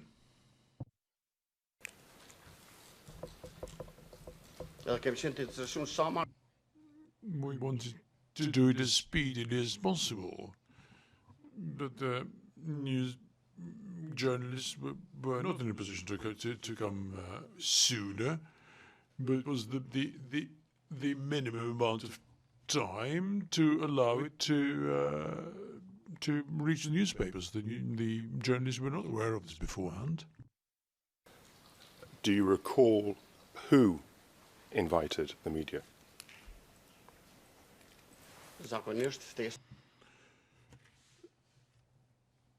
Usually this is done by the secretary who's got the full list of email addresses. It's Fadon Klinago. His set of duties includes this.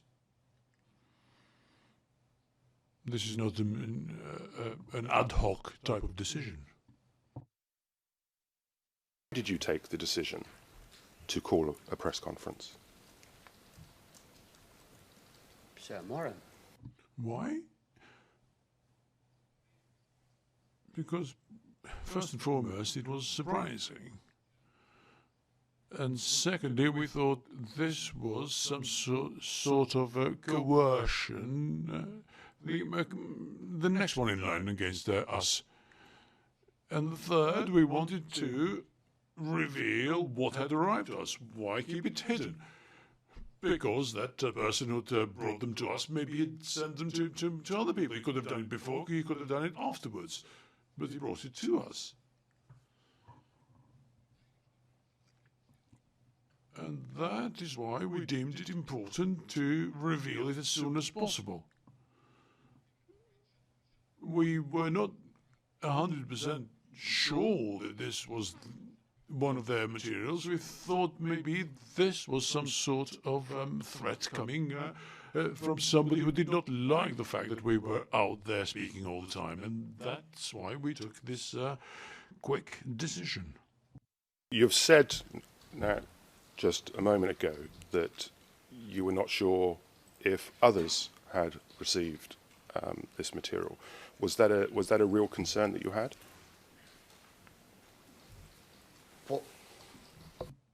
Yes.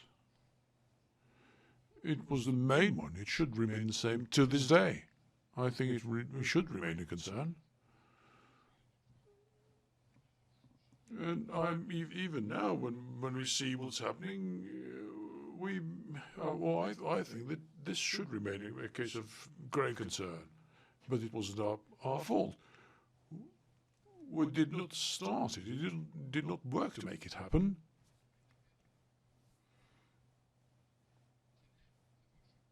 We were not competent enough to speak on this one. We wanted those who were, which is the fourth pillar of a country. The government did not want to talk to us, and we thought that maybe journalists would do, because they are more professional than we are, and they would assess the material and decide what to do. So the idea was to give it to those who were better qualified to look after the public interest, and for the sake of transparency too.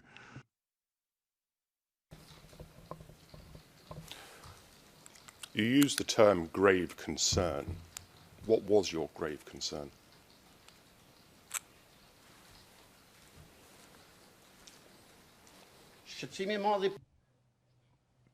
Primarily, the grave concern was that our work might be undermined, because they did not like our stance. In fact, this was equally the same of the government and the specialist chambers.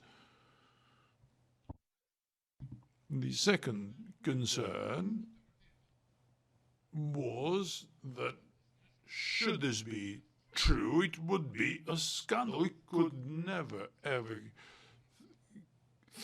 believe that this could have leaked from them, because the whole raison d'etre of the establishment of these chambers outside the territory of Kosovo was for the safeguarding of these documents. It was illogical that documents would be coming from there to us.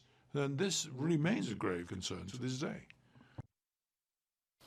And just for the sake of clarity, you've mentioned a number of times specialist chambers. Now, were your concerns directed at the prosecution or were they directed at the court?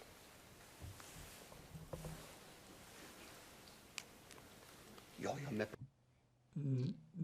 I mean the prosecutors. Each time I mention it, I mean the SPO, not with the chambers. I believe that they are the administrators of justice. So I certainly think that the countries where they come from, that is what they do. I've translated in various courts, and I know that is how they do their job impartially. I've got absolutely nothing against the chambers. But there, the term used is the specialist chambers. When we mention specialist chambers, we mean the specialist prosecutor. You may hear this term randomly in Kosovo. Maybe it could have been a misconception. If even the prosecutor's office might have thought that when we use this term, they don't mean the prosecutor's office but the chambers, and that's why they haven't contacted us. But however, each time we mention specialist chambers, we mean the specialist prosecutor's office. Now, turning to the press conference itself, do you recall what time approximately the press conference started? Around 1, I think, because that was possible. That was the time available to journalists, to those who wanted to attend. I think it was around 1 o'clock. It was the quickest it could have been organized. Of your recollection, how many journalists attended the press conference?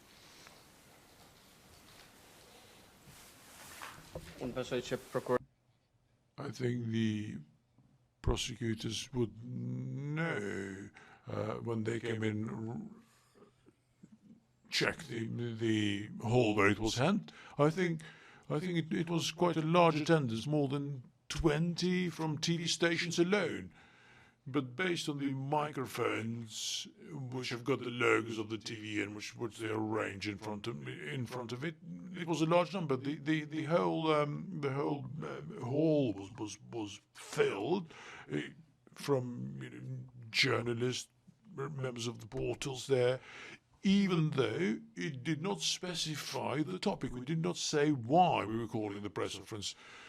But given that we were under attack all the time, they assumed that there was something new and urgent, and they all came to attend. We did not specify in the call that we had received documents. We only said that we were organizing an urgent press conference.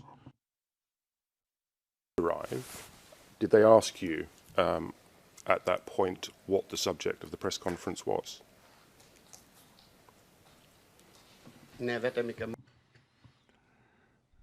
We took the documents from the table where they were. I don't think that it was Husni or myself. I think it was Taib and someone else. We took them to an upper floor within the offices, our offices. We always stayed within our offices. We took it there. The chairman opened it. It's usually the chairman who opens this meeting, even though after that it's the spokesman who has to, that is me. And when we revealed what it was, the journalists were as baffled. They were goggle-eyed. Started the press conference. Did you have the documents with you at that stage?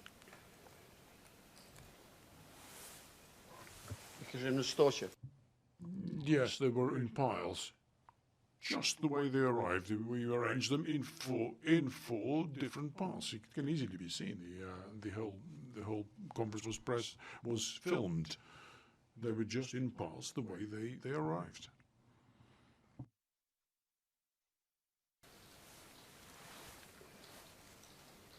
And what information from the documents at that time did you share with the journalists?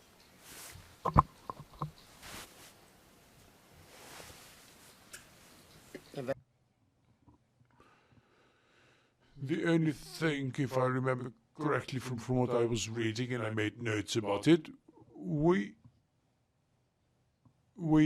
saw the logo SPO and the fact that there were names which were publicly available, Swiderman, and I can't remember the former prosecutor. I forgot his name before.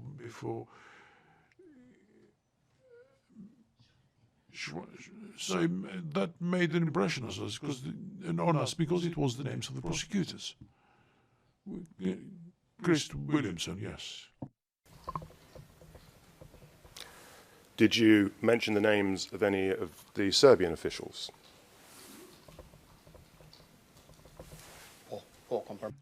Yes, I did. Given that you're saying I mentioned Vukcevic, and then number 4,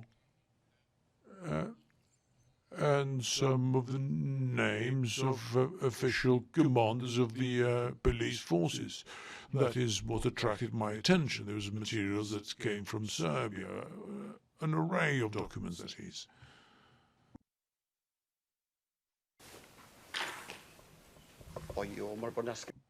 No, we weren't able to read who would be a witness. All that was sufficient as far as we're concerned is that these documents looked like they were SPO documents. And if it were to be ascertained that these were documents, this would be a scandal. And if that were the case, then it would have been completely deliberate, not an innocent type of exercise. Prior to the start of the press conference, did you make any further copies of those documents? No. There was no need.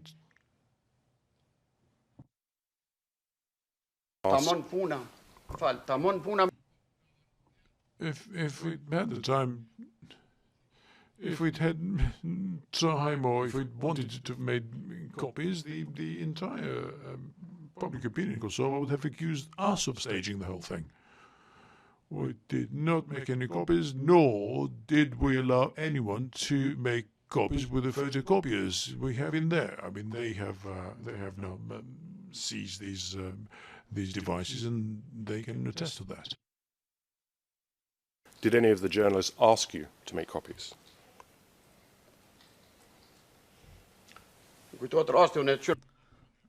I remembered, and I remembered later Halim Berisha once he appeared here, because there I didn't know who he was and what his job was, what kind of journalist he was.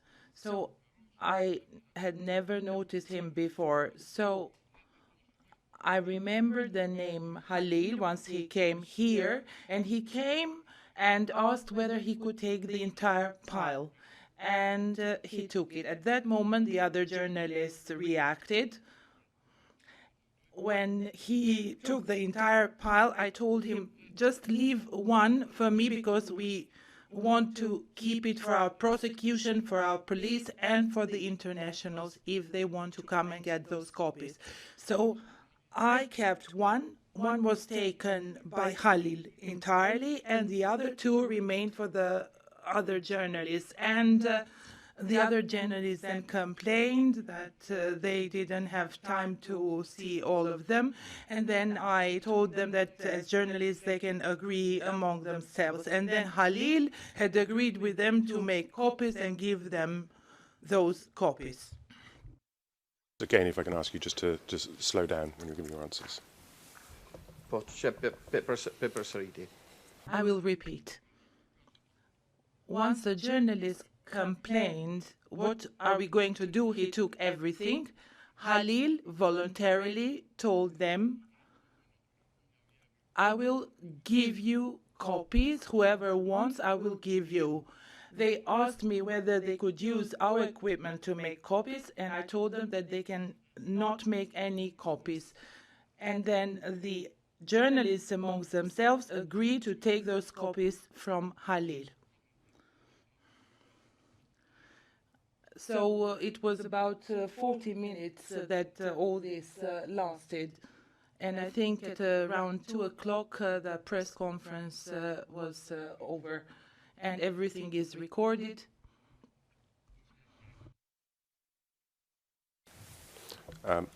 You will recall that when he gave evidence, he stated that you had, in fact, asked him to make copies for other journalists. Do you recall him making that statement?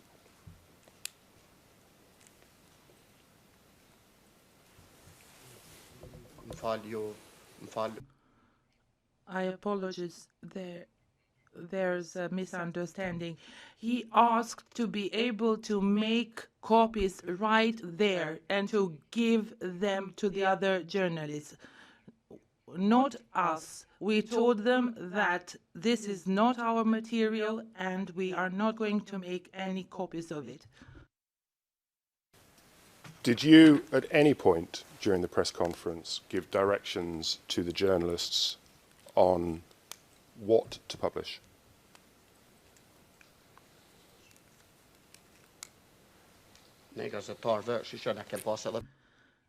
Listen, we also had provocations from journalists. They were saying, you probably know who brought these, but not telling us.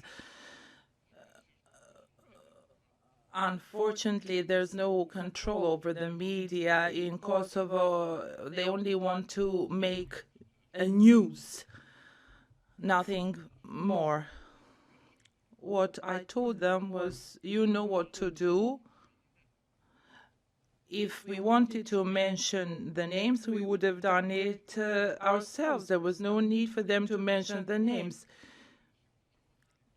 And even if we wanted to mention the names, at that time we were not sure of whether these materials were of the SPO. So we were not sure that these materials belonged to the SPO, and it would have been ridiculous to mention those names if we were not sure.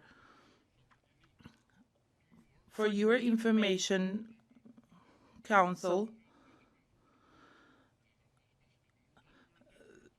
it took them only 15 minutes to get our office.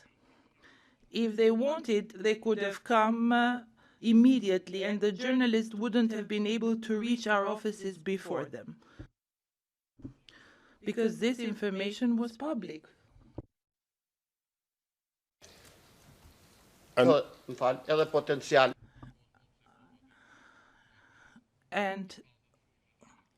there were over 50 people that took part in the arrest, armed, masked, and they could have easily come and fetch the documents, and we wouldn't have stopped them. That in a moment, but you mentioned that the journalists had asked you questions or had suggested that you know the source of the leak. So my question is, did you know the source of the leak?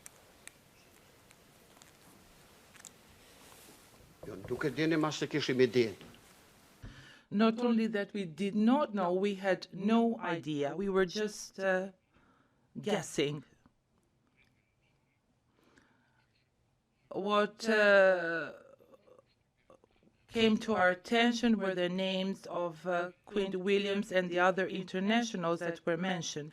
And that is why we deemed it was in the interest of the public and transparency to come out about these documents. Even if these documents were falsified, I think it was in the interest of this prosecution to make that news public. Whatever we were against about, we expressed our opposition publicly. We expressed it publicly that we did not want this court to be mono-ethnic. And again, when you say mono-ethnic, that reference is that this prosecution is only prosecuting members of the KLA.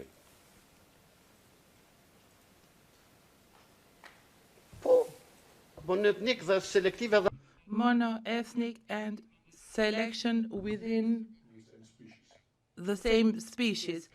If there are crimes,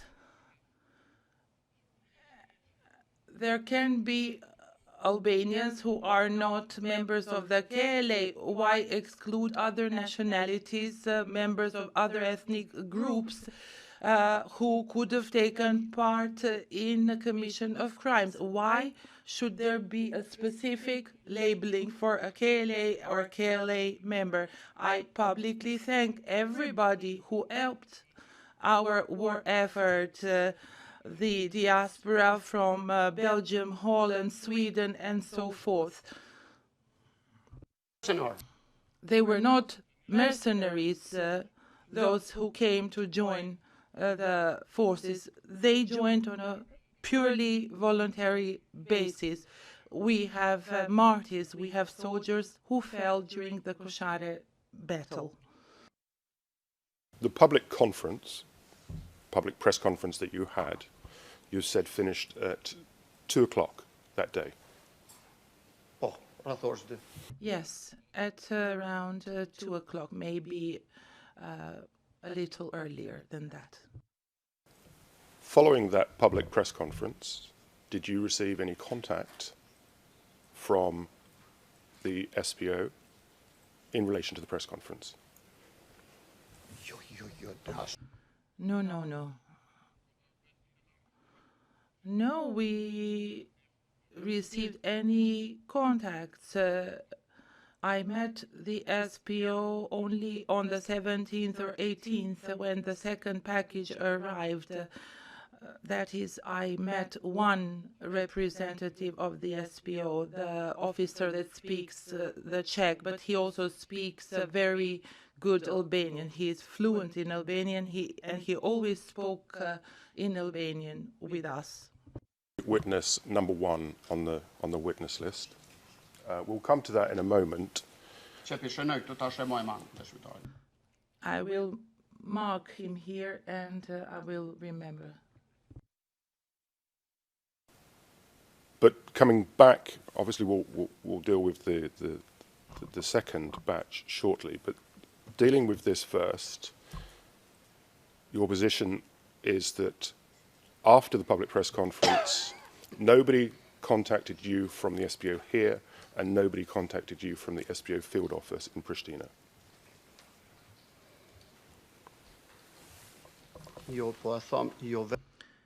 No, and not only me, but they did not contact any member of our organization. They didn't even try to contact us.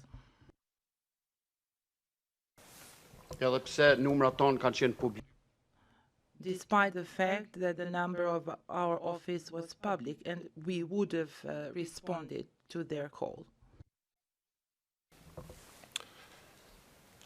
Now, immediately after the press conference, where did you go?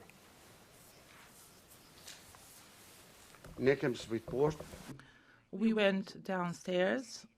The journalists stayed there for some longer, some of them. Then I got ready to leave because it takes me 2 hours to travel.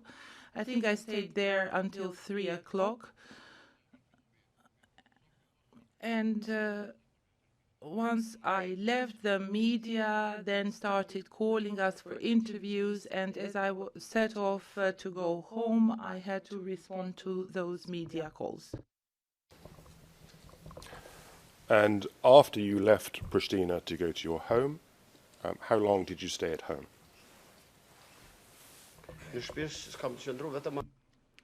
Only that night, because my son and his wife had paid a holiday for me, and that was planned months before. So I went with my niece, with my son, on holiday, but it was no holiday for me because the phone was ringing the whole time and the media was going crazy. 8th of September, you travelled with your family to Albania. Po, mëngjesin e hershëm diku ka ora Yes, early in the morning at around 4 or 5 a.m. Now, you've said that during your time in Albania you were contacted by the media. Can I ask you, at any time, did you try to contact any of the persons who were named in the documents that were delivered on the 7th?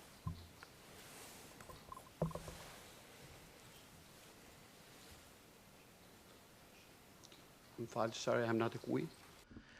Can you please repeat whose names? The names of the persons that were contained in the documents, the prosecution has referred to a number of witnesses within those documents. Did you at any time try to contact any of those persons?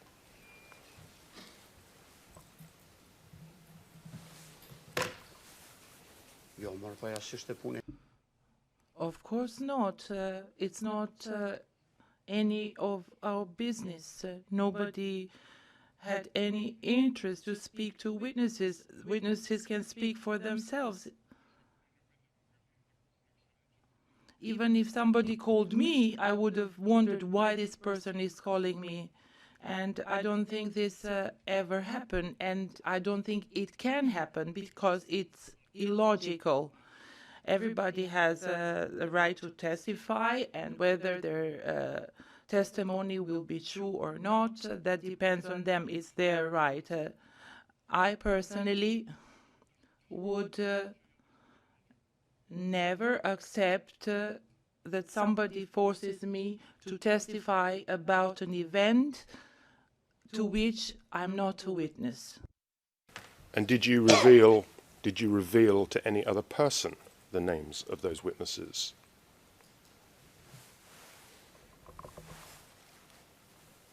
Po nuk e kem diskutu për nuk.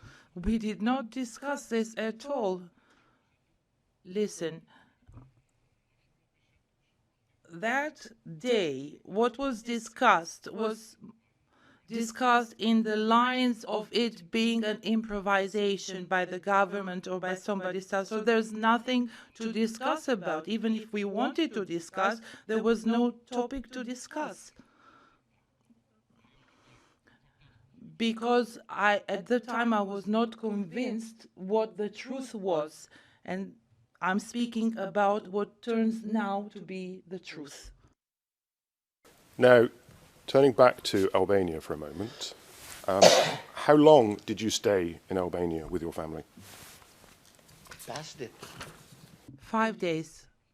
We left on Tuesday in the morning and we returned on Sunday evening. During your time in Albania, did you have any contact with the association secretary?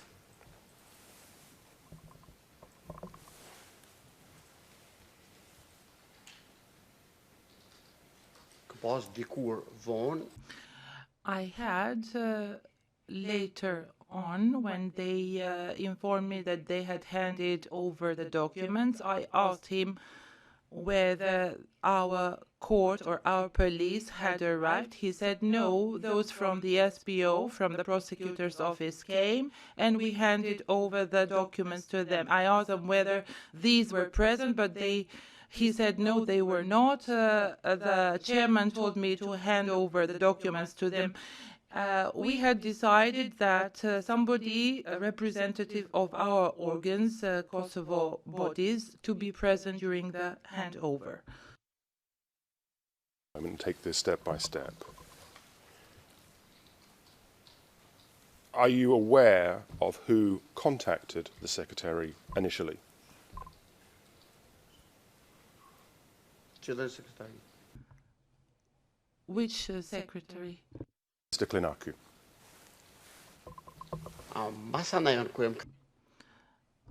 Once I returned, I heard about it. It was explained to me. I'm telling you what I was told. I wasn't there present myself. So I can comment here from what I remember. He told me that witness under number 1 came. He called sometime late in the evening, and I'm now assuming, because as I said, I wasn't there myself, but just as a concept, how I heard it and what I remember. Would that have been on the same evening as the press conference or on another date?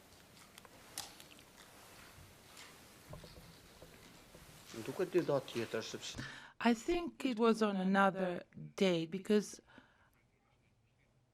I did not hear that it was that same evening. At least the media would have written about it. As I said, I'm speaking based on what I heard and to the extent my memory serves me. During the working hours, we were in the office, and there would have been any need to tell them that the office is closed. So when the SPO came to collect those documents, that was whilst you were still in Albania?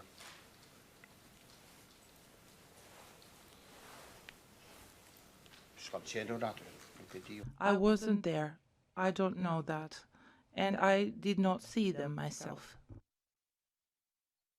Now, when you returned from Albania after your holiday, let me just go back for one moment. Whilst you were in Albania, did the SPO try to contact you at all?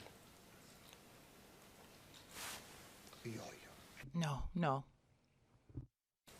When you returned to Kosovo, did you notice anything unusual when you were returning?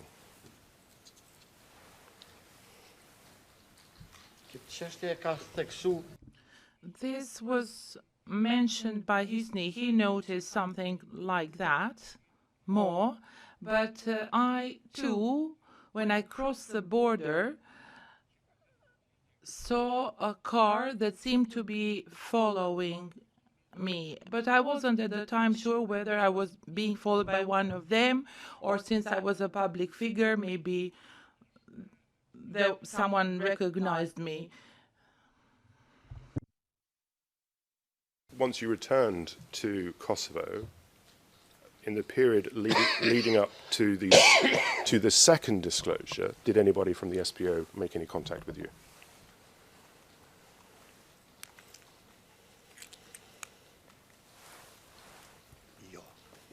No.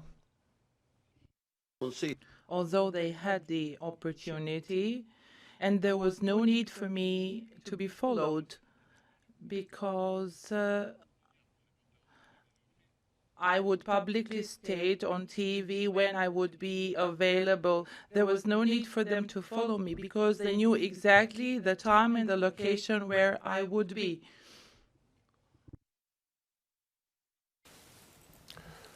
Turning now to the events of the second disclosure, can you tell the court where you were on the morning of the second disclosure?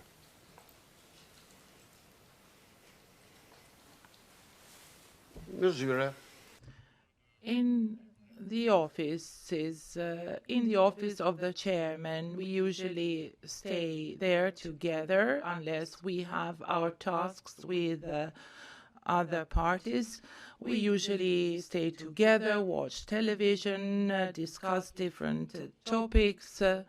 So if we don't have work, if we don't have meetings with parties, then we usually stay together. At the time the second disclosure arrived at your offices, do you recall who you were with?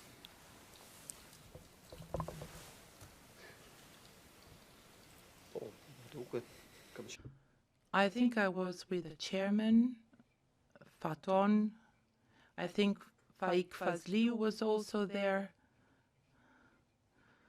It is quite interesting, as I said, earlier, the person who brought the package had left a message that he would bring other batches, but I never believed that.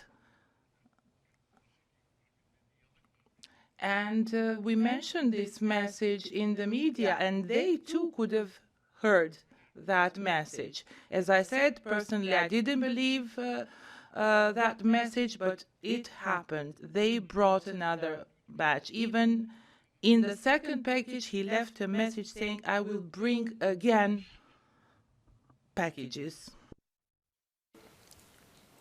Just to be clear, during the first drop-off, the person, the mystery man, who we still don't know the identity of that person, he actually said that he would be bringing further information, further documents.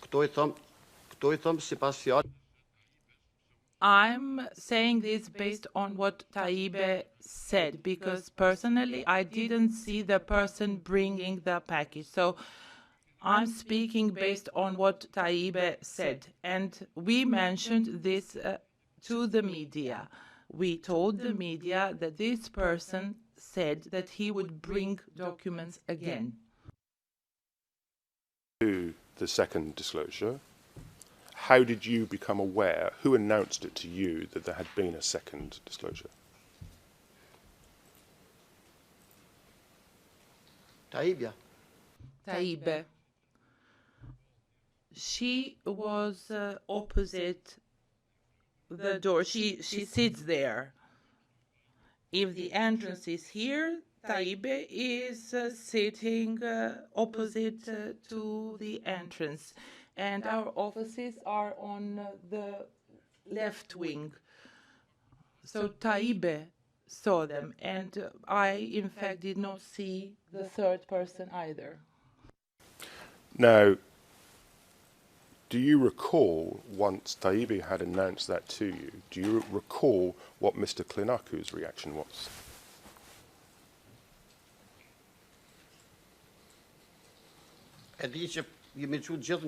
I know that we all stood up, looked at each other. I know that Faton Klinaku left first the chairman's office, asked, where is he, where did he go? And then we dealt with Taibbi, some took the package. This second time we were not that scared as the first time. We just took the package and brought it to the office. And now there were 3 piles in the package and less pages. To that, so you've just said that Mr. Klinaku left the office. What did he do?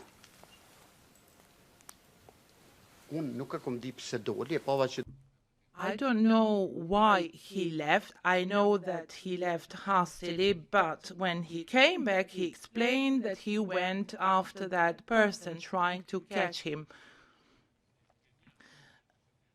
Because on our cameras, we could see that he's not familiar with the building, he doesn't know where the lift door is, so that's why he went after him.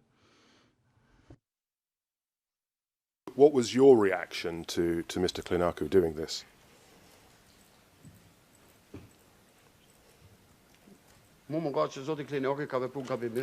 I think he did a mistake. He shouldn't have done that because,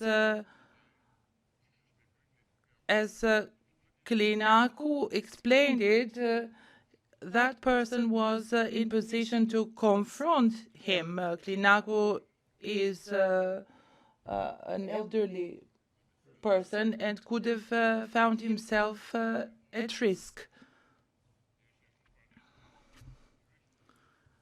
They could have stopped them the second time around because they announced that they would be coming the second time round. Be it our police or anybody else could have stopped them. So, basing this on the fact that you had announced this publicly, did the SBO or the local police take any steps to secure the building.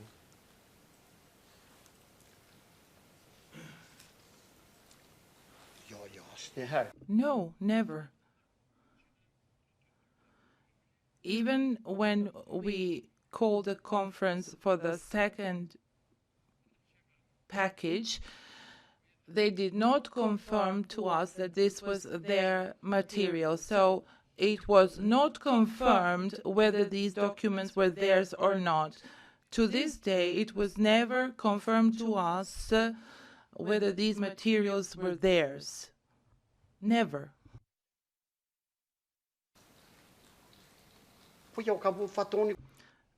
Faton asked them this question when he handed over the first batch. I did ask the question when the second batch was handed over. And what they said was, we will go through them, see them if they are ours, but they never came back with an accurate information to us. Now, looking at the second package, you said that that was slightly smaller than the first. Can you describe the package? Before you answer that, was it packaged in the same way as the first package, meaning nothing, no markings or no writing on the outside of it? Was it packaged in the same way as the first package?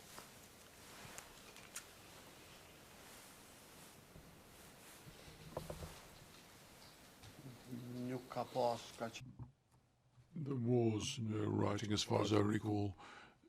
I haven't paid much attention to it because I went to Taiba's workstation to look on the monitor to try to see if it's the same person.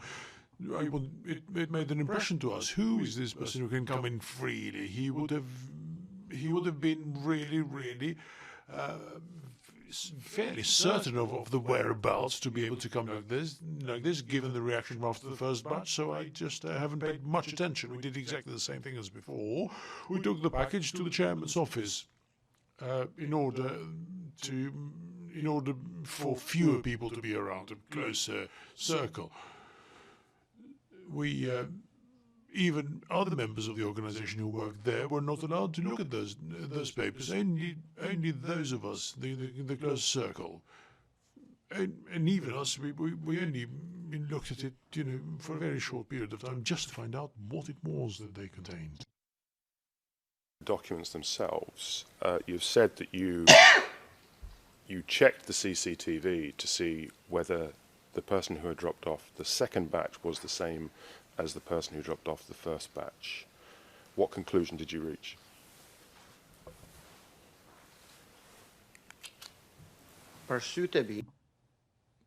As far as I'm concerned, and I'm not a specialist in the field, it did not appear to be the same. The second batch delivery man was taller. He was sturdier. He was taller. However, the mask that he was wearing was the same. So he had, glasses, a hat, and a surgical mask. And did you recognize either the first or the second person?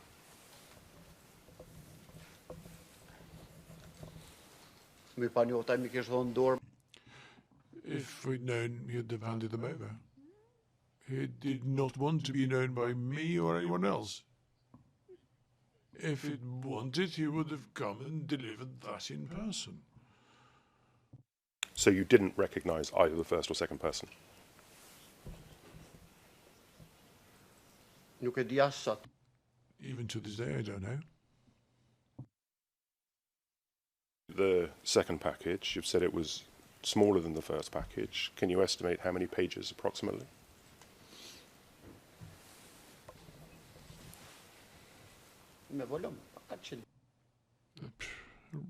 Roughly 400 to 600. The pile was that tall. I can't give you an exact number.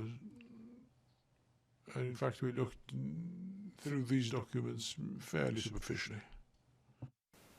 So it's about half the size of the first package.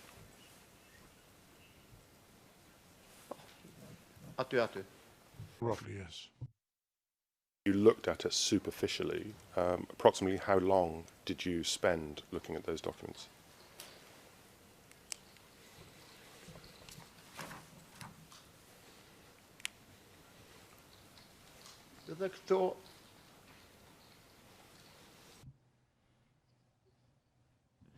Perhaps in the same way, 10 to 15 minutes.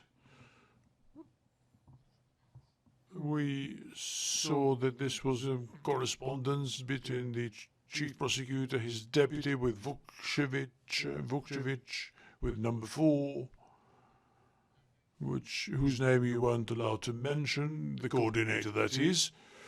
And in addition to this correspondence, there were letters of gratitude and thanks for the excellent cooperation that they were extending to the office of the prosecutor.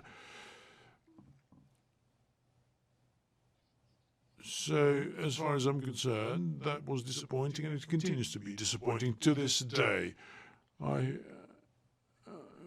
We have never had any expressions of gratitude by any of the organs of government or the prosecution, our prosecutors or anyone else. Maybe there was, maybe it existed there, but the pages that I looked at, I did not see that. We saw requests to secure places in Serbia, but for the little time that I devoted to this exercise, I saw it was horrible. So the documents that you saw contained similar documents than what you'd seen in the first batch.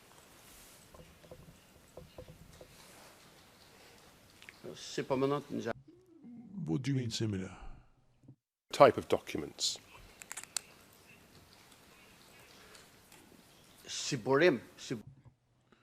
The origin appeared to be the same, but the documents were entirely different. The majority were letters of thanks for the cooperation, requests for finding locations to question people and so on and so forth. In the first one, there was a lot that was in Serbian, in Albanian, in English, old court papers from Kosovo. And I became certain of these when witness number 1 came and told us what it was. I wasn't able to come to the conclusion from that initial inspection. Appreciative of the fact that you only took a short time to review them. You've said that there were letters of thanks and letters of coordination to Serbian officials. Were there any letters of thanks or coordination with Kosovo institutions from what you saw? That's what I refer to. I did not see it anywhere. That's the impressions I got. And I said, why? Why not? It's a Kosovo court, and why not? What's the reason here? Having reviewed the documents, how was the decision taken to call the second press conference? I didn't mention it earlier. When the first batch arrived and we disclosed it, we called a meeting of the wider leadership, composed of 23 members. And given that he had promised to bring more,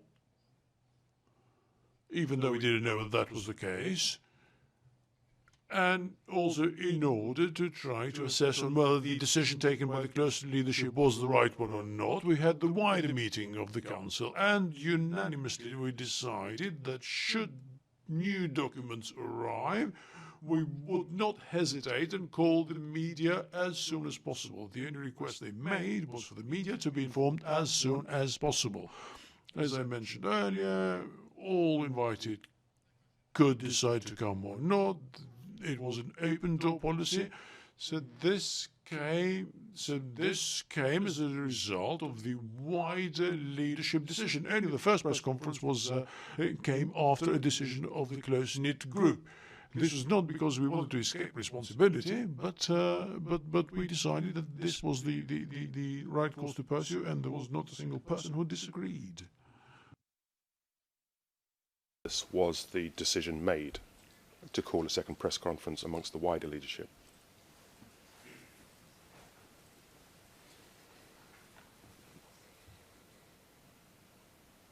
This is on the basis of transparency.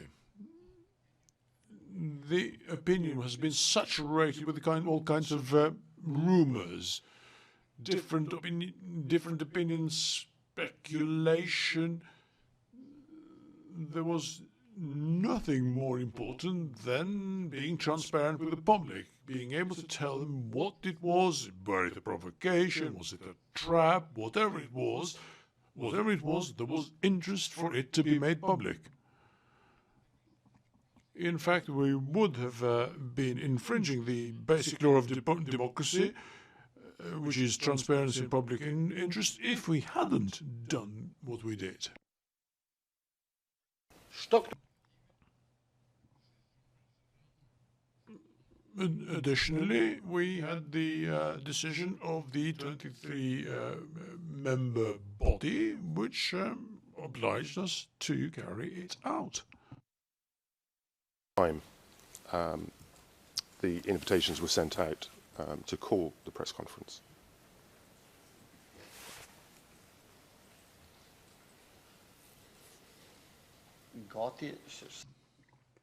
I cannot remember exactly, but I think this all happened, including the invitations from 10 to sorry, the packages came between the time of 10 and 11 o'clock or so, and so we called the press conferences immediately. On the second occasion, this interval was very, very short. I think an hour's interval. So we called the press conferences speedily, really, and we were not expecting those many journalists to attend.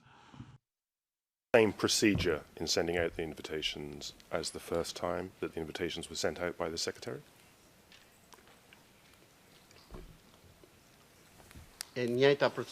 Yes, the same procedure was followed.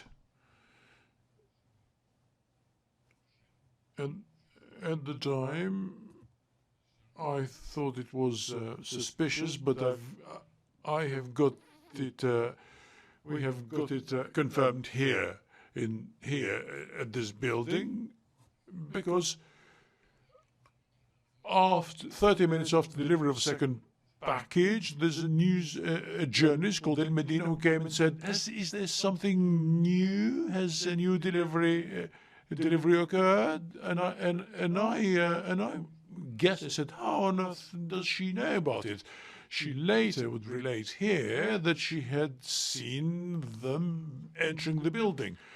And some other occasion, actually, I told her, just get out of sight, because you're becoming like the CIA as far as I'm concerned. On that particular day, the corridor was full of people, well before the time of the press conference. So is it right that that journalist was the first one to arrive? For my part. Yes, she was the first, and the more suspicious one, and the one I wanted to see less, because I suspected her of being in collusion with the prosecutors, because nobody had heard of it at the time when she phoned us and said, "Has there been a new delivery?" And later on was I able to understand that she had been recording them entering before delivering the packages. Tell you that before you held the press conference or at some later stage?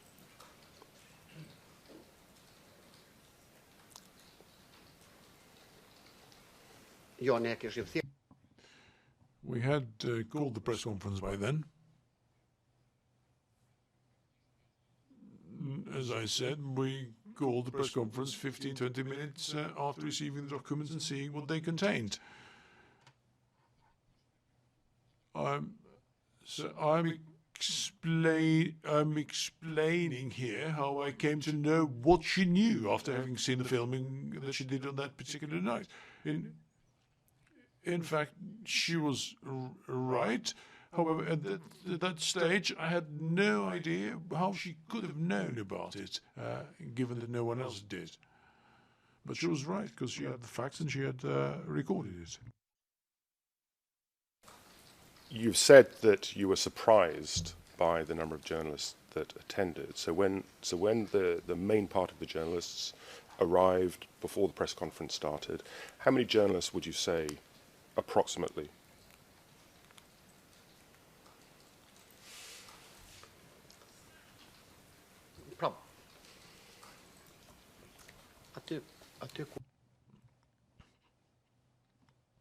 When I said I was surprised, that is because during the first time we came under attack by the journalists, by the media. We were accused of having staged it in order to make a public appearance or to give arguments in support of what we'd been doing. In fact, the people did not believe it, and we shared that suspicion that these could have been SPO documents. They accused us of having cooperated with the Serbs and brought documents here. Accusing people who've taken part in the law that you're a collaborator of the secret Serbian services, that is the ultimate accusation you could level. So those who accused us ought to be feeling bad at this time. They did accuse us quite a lot, and from that point of view, I did not expect many journalists to attend, and I was baffled when they did. Because until that point, everybody had been ignoring us. The government, the prosecutor's office, the courts, everybody. So we were even doubting ourselves, saying, what on earth is happening here? Once the press conference started, what did you tell the journalists during, let me rephrase that, what information did you give the journalists before you started the press conference?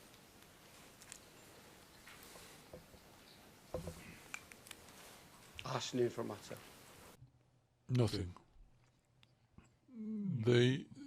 They wanted to know what it was about. I said, you will find out when you go upstairs. And said, has this something arrived? I said, no, you go upstairs and you'll find out. And that's what I did, and what others did as well. During the presentation of the press conference,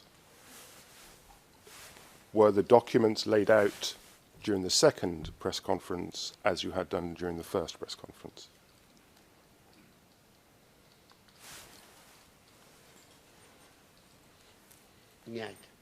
Yes. The conference had the same format.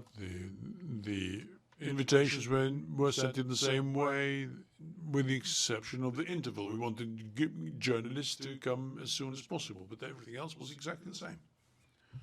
And who spoke at the second press conference?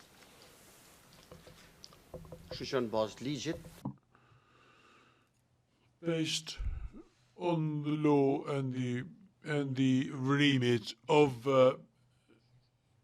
obligations, it should have been me. But if the chairman is there, it should be the chairman to open it, and I'm the deputy. And if the chairman is there, the deputy would have opened it. Even Mijen Shaila, who's ailing and who I wish the best health, could have opened it. But it's the chairman. However, I was also the spokesman of that organization. During that press conference.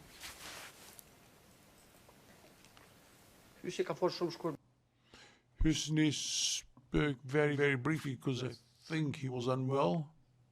But I didn't take that long either.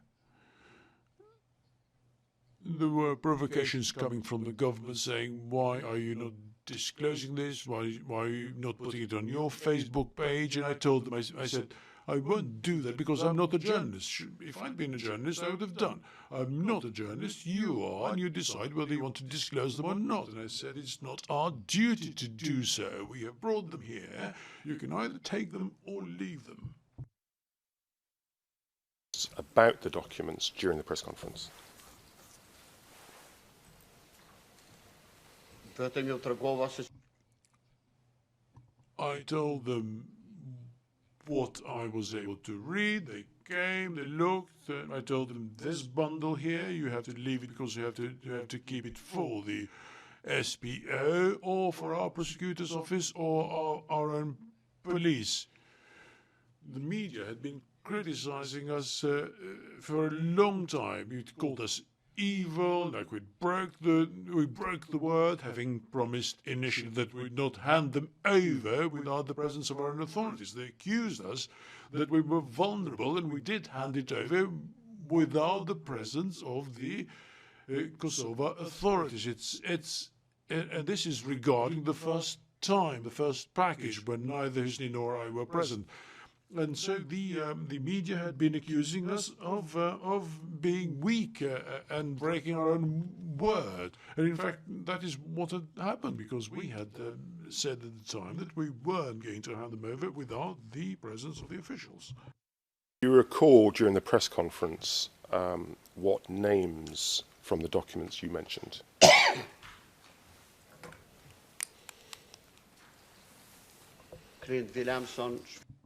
Clint Williamson, Schwindelman, Kaipi, Vladimir Vukcevic, who you're allowing me to mention, the coordinator, who you're not allowing me to mention, and some other name. I really can't remember them correctly, but in Serbian it said that there were some deputy prosecutors from the old days. Let me just have a look.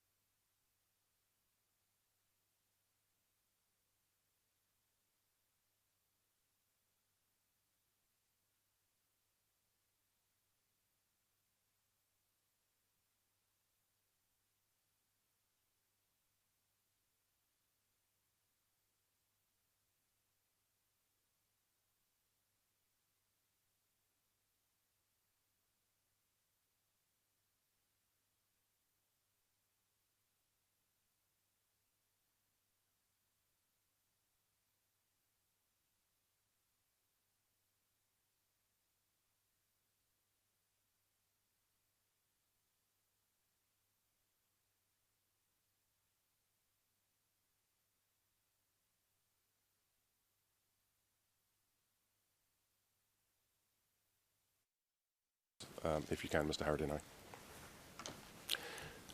What did you tell the journalists about witnesses contained in those documents?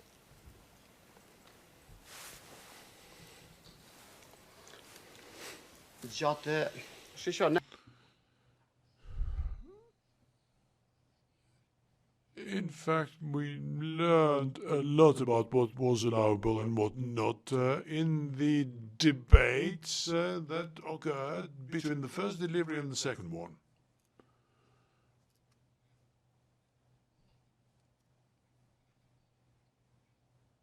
Because these panels contained lawyers, opinion makers, members of the civil society, who thought that if names were not mentioned, the rest can be disclosed because it contributes to transparency and the information of the public. So we learned from them, people who were more professional than us, about what was legal and what was not. And so we told everyone that names should not be mentioned. The responsibility, if that were the case, would be theirs alone. And I mean names that were not publicly known. As far as numbers, for example, 3, 4, there are 30 numbers here, but about 26 or 27 of them have been public all along, long before this procedure. They are out in public. They are in the media in Serbia. They want to gain brownie points there. In terms of the documents themselves and how they were organised at the press conference, just to understand how they were set out in a similar way as the first one in individual batches?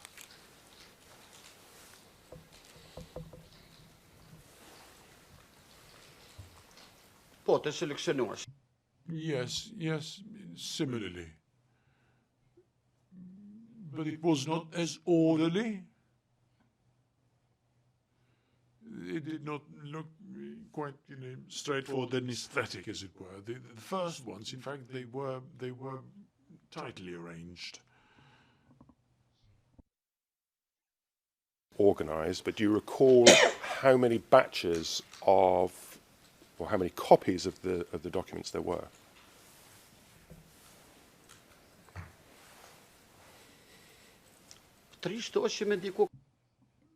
I think there were 3 piles or 3 bundles with 416 pages each.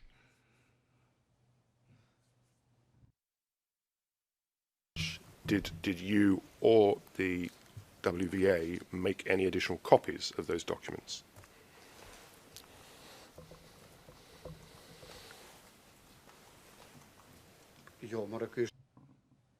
No, we had made the decision not to. It was not in our interest either. Election, how many copies of those documents were taken by journalists attending the second press conference?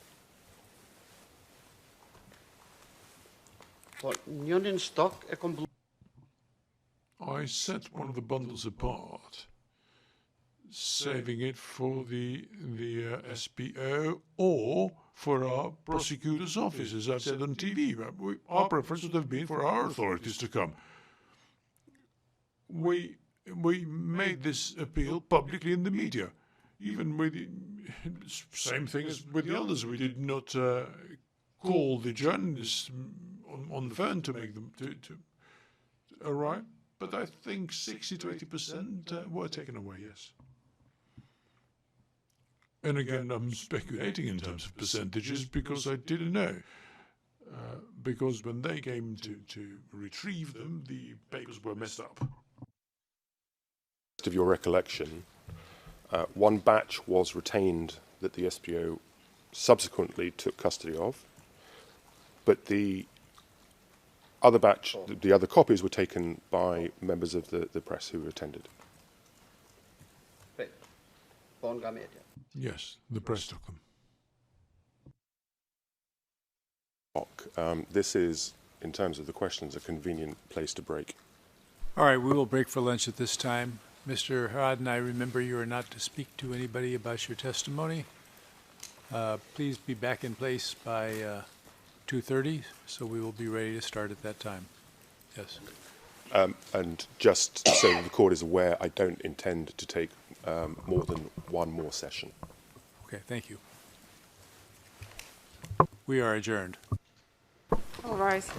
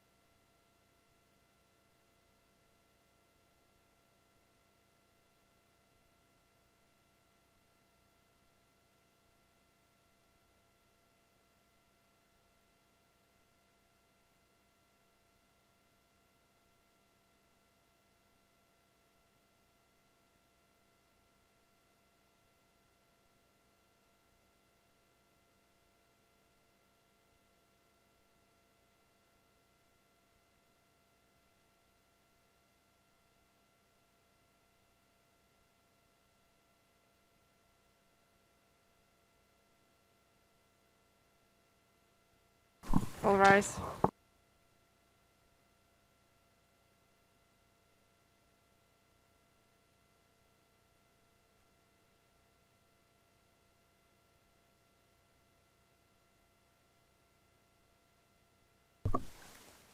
Be seated.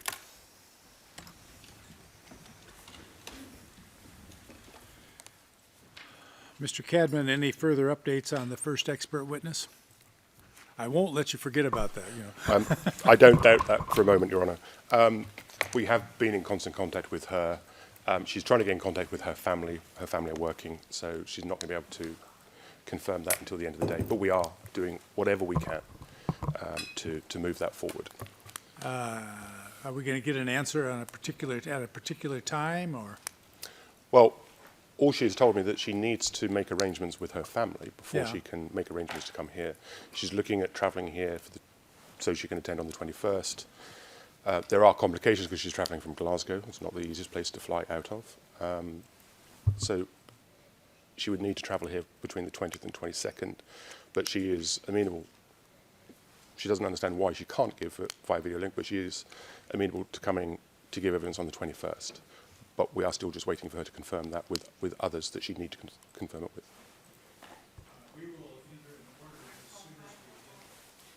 We will enter an order as soon as we get that confirmed, so that everybody can be advised as soon as possible.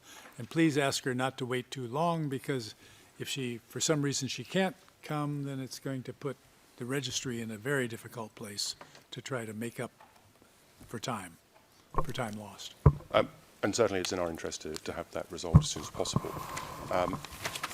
Just in terms of other scheduling matters, we have been informed that Ms. Agashi would not be able to travel before, I believe, the 28th? Yeah, before the 28th. So depending how we proceed in the next couple of days, we're not really sure what meaningful purpose the 17th will serve of next week. Yeah. We'll figure that out later on. Anything else? It has been brought to my attention that there are two particular errors in the transcript. I do have the references. I can give the references now, what those errors are, but it obviously, again, it is going to cause difficulties if, through cross-examination, the transcripts are going to be referred to. They don't accurately reflect what Mr. Haradinaj has actually said. I don't know who has the transcriptions, have the transcriptionists examined and found that they agree with you about this? We haven't had that opportunity. Oh, well, the information's only we been... need to first of all see about that. Certainly. One thing we would like to bring up, we have this list of names with numbers, and for clarity of the transcript and for the case, I believe this should be redrafted, same numbers, same names, same order.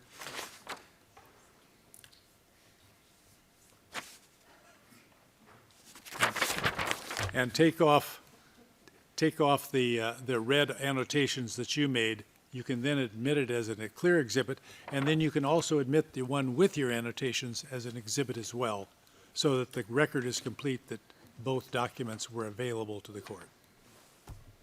If you will do that maybe tomorrow. Thank you. Anything from prosecution? The only thing that we had, Your Honor, is it appears that the Haradinaj defense modified their presentation cue about 20 minutes before the session. We'd just like to put on the record what the change is. Thank you. It had come to our attention during the break that the handover note from the 22nd, which is already exhibited, was not in the presentation queue. So we added that in case it comes up during direct examination. I will have to verify the exhibit number. You know what it is? I couldn't hear you, I'm sorry.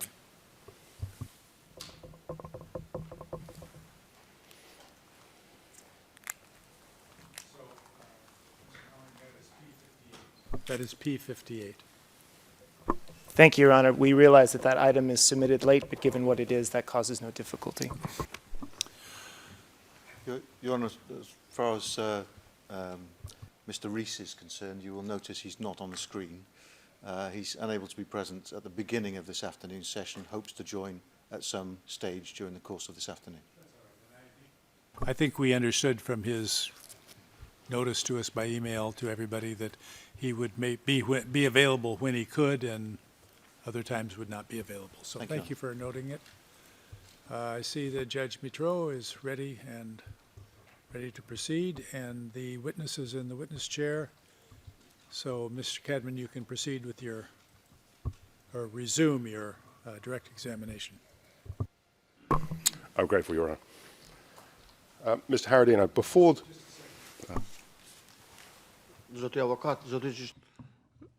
Your Honour, I saw here a witness which has got two numbers. I think it's the same person. Number 4 and 11. Or is it someone else? I don't know, but I understand them to be one and the same person. Your attorney can straighten that out. We don't have that information either, so I understand. Just over here. Cadman. It is a duplication.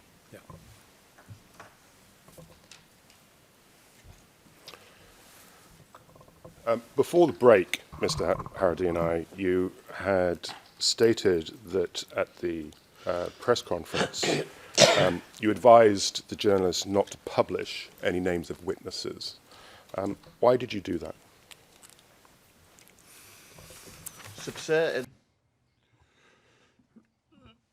It's because we had often heard during panel discussions from people who were from civil society, from the judicial, and from other lawyers, and we were part of those debates as well. We heard them explaining that there'd be no infringement of the law when names were not mentioned. So we became convinced that there'd be no breaches of the law in this way, and we made the same appeal to them to follow the same logic.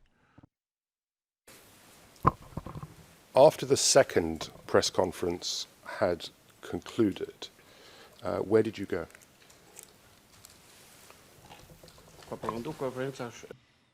When the second news conference finished, we went downstairs to Husni's office, the main office there. The corridor was full of journalists, and I stayed there. In the premises?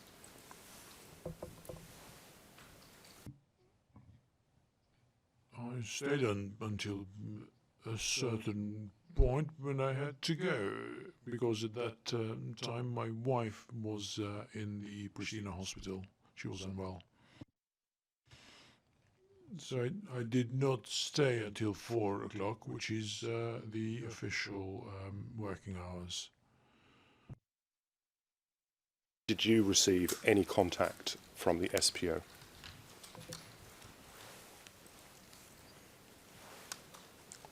Let me repeat, I have never been contacted. Never.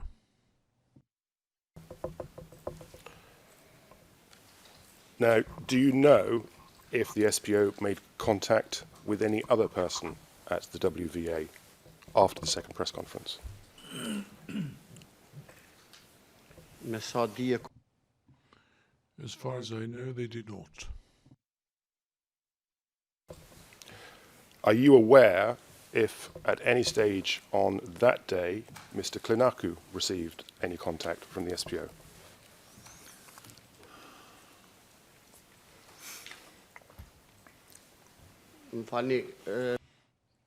Forgive me, if that's what you think, what I said was that Mr. Klinaku was contacted during the first delivery, during the first batch. It's when witness number 1 came to take possession of the papers, but no one has ever called afterwards, and I do not know if Mr. Klinaku himself was contacted on that particular day. I'm not clear about it. If I could take Mr. Haradinaj to his statement and ask him to look at paragraphs 81 and 82.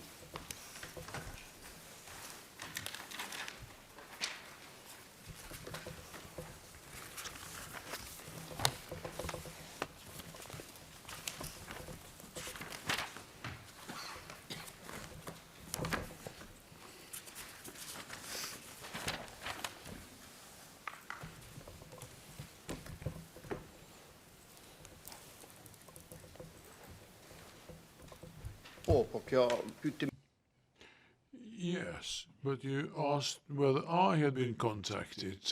I learned of this the day after. I know that this happened. On that particular day, I did not know about it. So on the 16th, I did not have that information. It's an information that reached me on the day after, on the 17th. Come to you. When I returned to the office the day after. And can I ask, when you returned to the office the day after, did Mr. Klinaku communicate that information to you? Yes, he did. He said that they have called and I've asked them to come in today.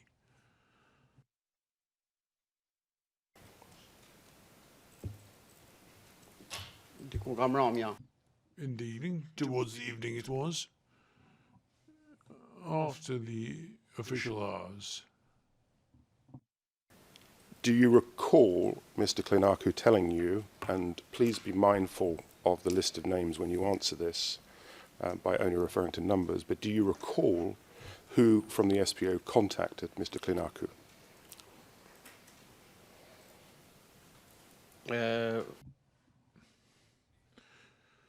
Witness number one, he was usually the one who made contact.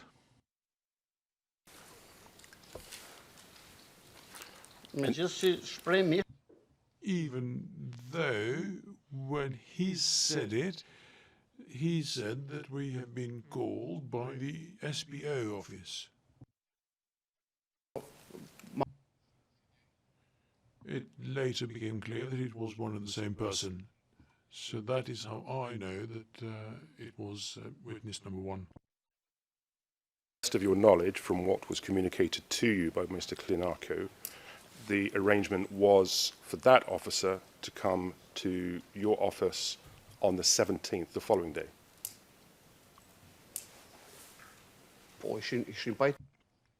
Yes, they had agreed. He'd said that it's late now, the office is closed, there's no one here, and he said, fine, we'll come tomorrow. They did not set an appointment. We did not know what time they were going to come, and it's only when we saw them. As a matter of fact, I was taking coffee in the restaurant area that is located on the same floor. Earlier than that.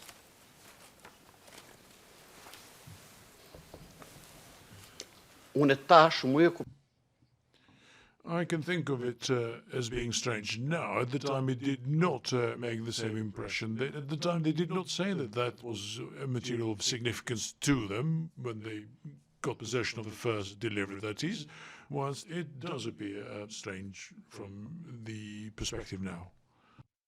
You were having coffee when witness number one arrived. Did he arrive alone or was he with others? It was a very peculiar, laughable situation. There were three of them. And who did you speak to out of those three?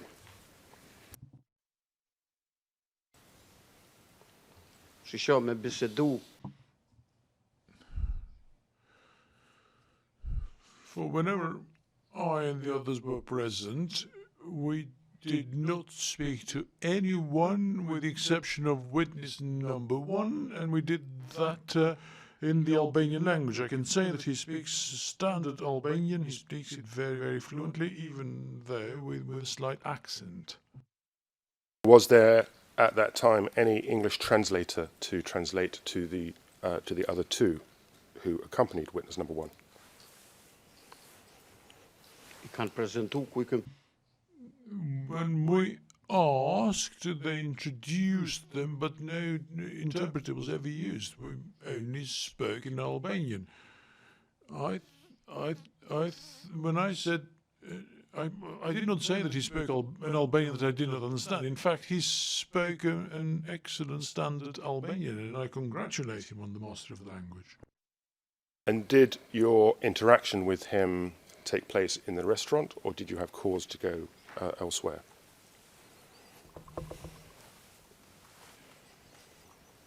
Jo, unë isha duke I can tell you the details if you want, because that's the first time that I came across a member of the prosecutor's office. It's the first time that I saw an officer, and that is witness number one. I was having coffee. He came from the right-hand side, just the way I'm sitting here, and he looked very worried. He had the COVID. He had the COVID mask. He had a hat on, safari shorts, and he looked older and more tired. And in fact, he was short of breath because he'd been climbing the stairs. I thought he was under attack of sorts, and he came close to me and he said, "Is that you, Mr. Haradinaj?" I said, "Yes." And I asked, "Who are you?" And he introduced himself, saying, "I am witness number one. Can we have a private conversation?" He said, "Yes." I said, "What's the problem? Are you worried?" And I thought maybe he needed the toilet. He said, no, it's very, very important. Can we have a private conversation, but not here?" I said, "Fine. Shall we go to the office?" He said, "Yes," and we left. On the way, he said something that I did not pay any attention, because in fact, what he said are just old tricks from the secret services that I had been subjected to during the 30 years of experience with Yugoslav services. And en route, I said, "How do you know me?" He said, "Mr. Haradinaj, I know you very well. I know you're a very capable person, and it's a shame. Your salary is low." And I understood what he meant to say. I said, "But if I work from my homeland, the salary is immaterial." And I think he got the message. This was en route. It did leave an impression, but I think it's a vulgar, childish trick. Maybe that's the way it registered with me because of my experience with the Yugoslav secret services. But I know that he was very concerned about my salary, but he congratulated me as a very capable person. And you've said that you then went to the office. When you were having the first interaction with witness number one, how would you describe that interaction? Was it friendly?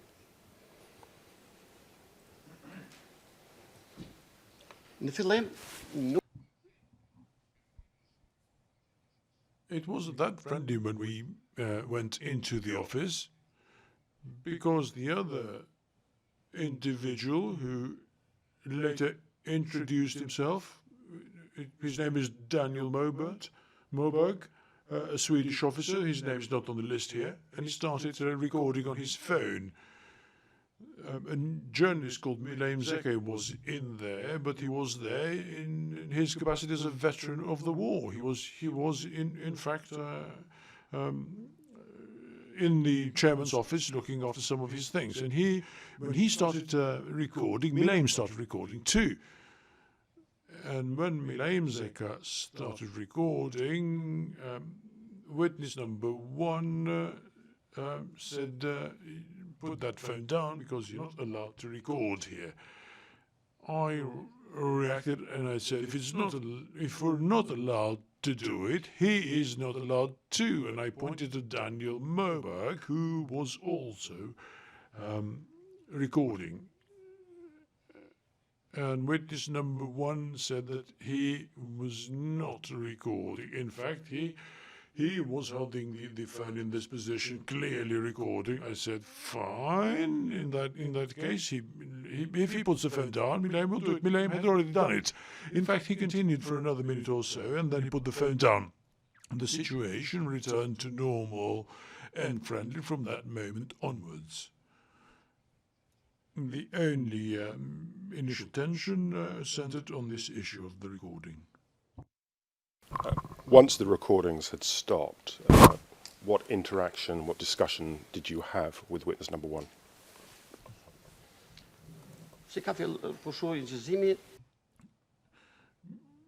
When the recording ended, I asked who that person who was recording was, because he had not been introduced. They introduced him as a security officer. I did not know his name at the time. And Faton said that he's the same person who came first time around and who said he was Swedish. Faton said that in our presence. He did not look Swedish from his complexion, that is, and I asked him in Swedish, are you Swedish? And he said, yes, I am Swedish. And then it was clear that his language was perfect, and I understood him to be so.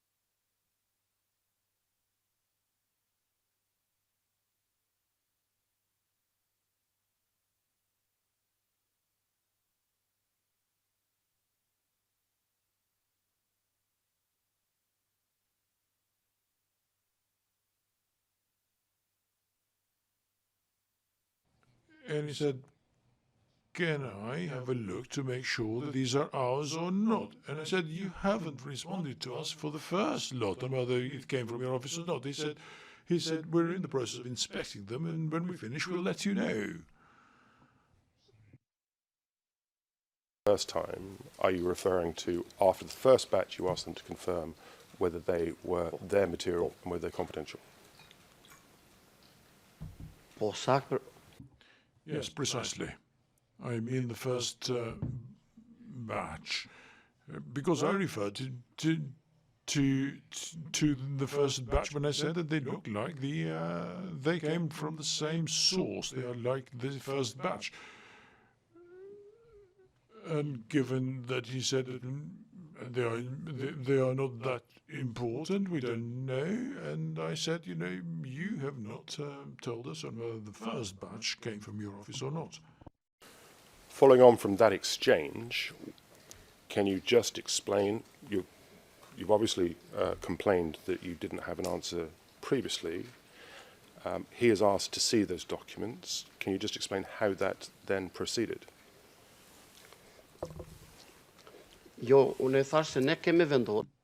I told him that we had decided that these materials would not be handed over without the presence of our lawyer or another official institution of the police or Kosovo courts.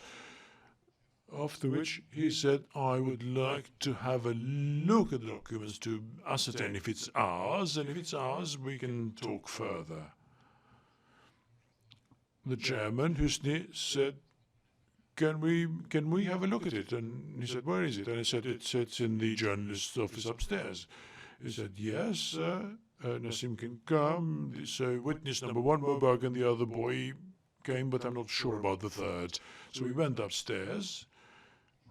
He took a look at 3 or 4 pages, and he kept shaking his head and said, this is not of relevance, this one is not either.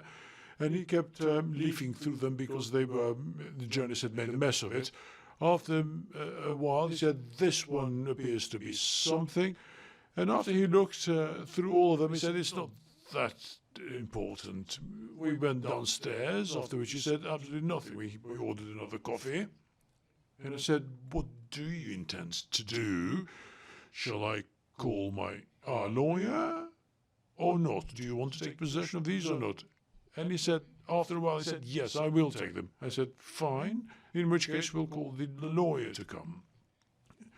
We called him and he said that he was busy in some hearing, and he needed another hour and a half.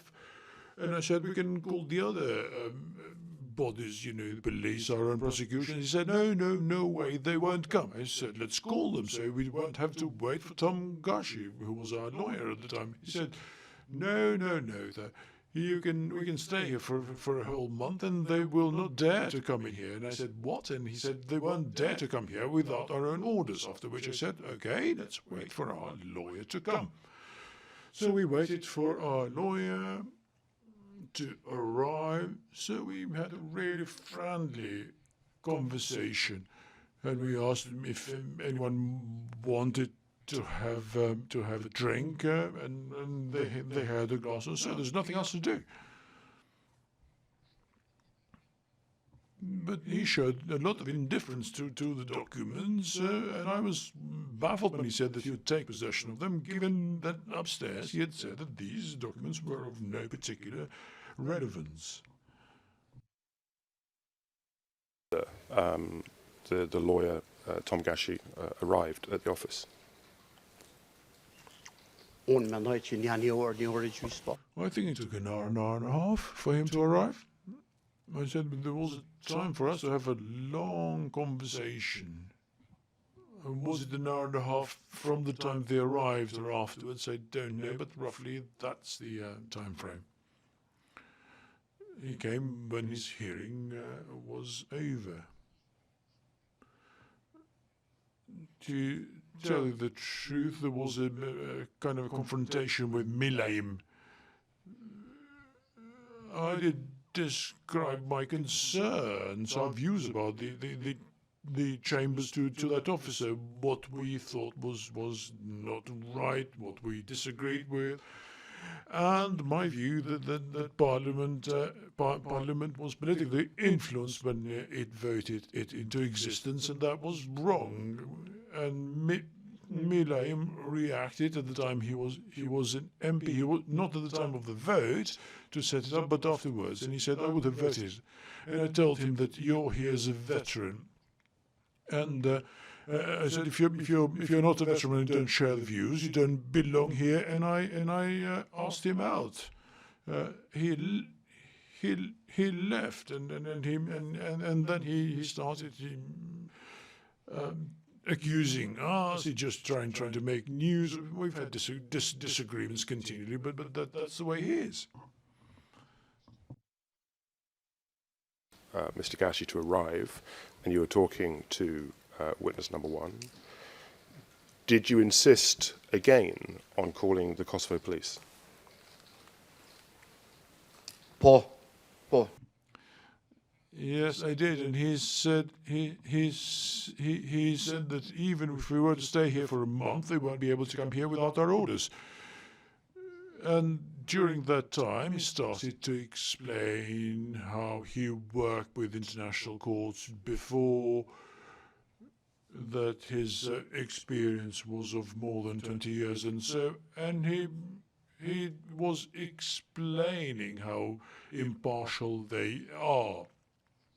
He described the case of the massacre in Chushk, where the father of General Gimcheko was killed, and he mentioned him by name and how he prepared the entire case for the court case. When Cara del Ponte wrote that book of hers, it then, so transpired that the whole case fell, and he said he had prepared the whole thing, but it was the situation surrounding the book that made it collapse. But he was trying to explain that they were impartial, when in fact they were partial. Your Honor, defense counsel and the prosecutor, there may be a misapprehension here, but when we are talking here about Serbian inhabitants of Kosovo who are being rehabilitated, the ones who have committed crimes who are being given the opportunity to go and seek shelter in Serbia. The Kosovo chambers can look after these cases and should investigate these cases. The Serbs from Serbia have more often than not shown them their place. People who have a clear conscience can have a very nice life in Kosovo, and they do. Now, you've said that when you were discussing with witness one, he had mentioned to you other places that he had been involved in, other institutions. Other than those institutions in Kosovo, did he mention anywhere else where he had been working? Objection, irrelevant. Po ka përmend Libanonin. Yes, he did mention Lebanon.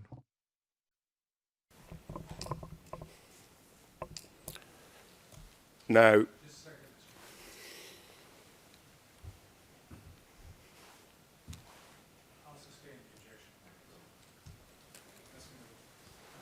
I'll sustain the objection. You may ask another question.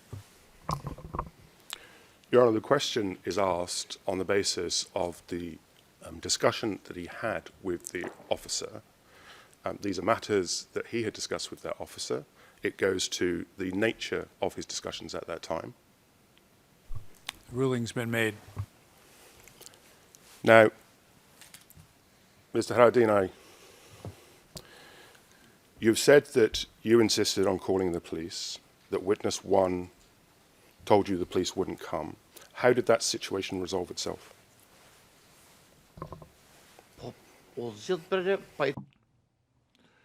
We agreed that we'd wait for the lawyers to come.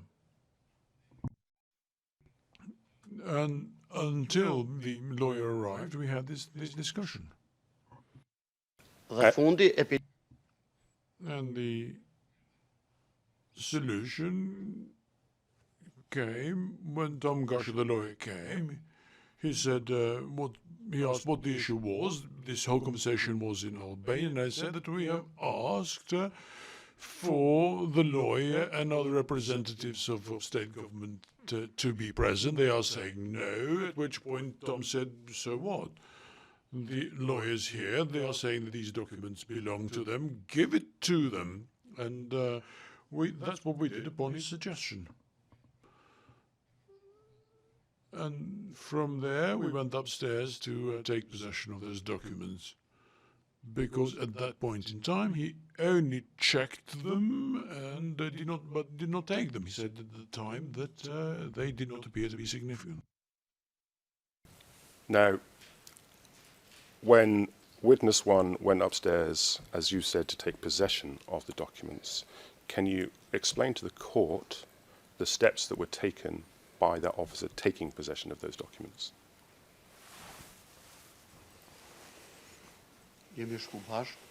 We went upstairs together.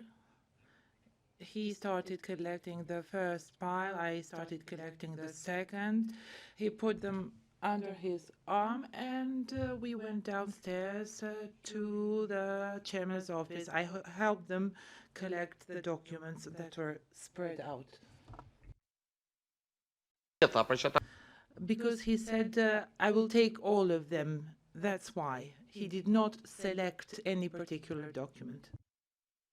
Back to the chairman's office, and you say that he took all of the documents. Can you explain how he took all of the documents?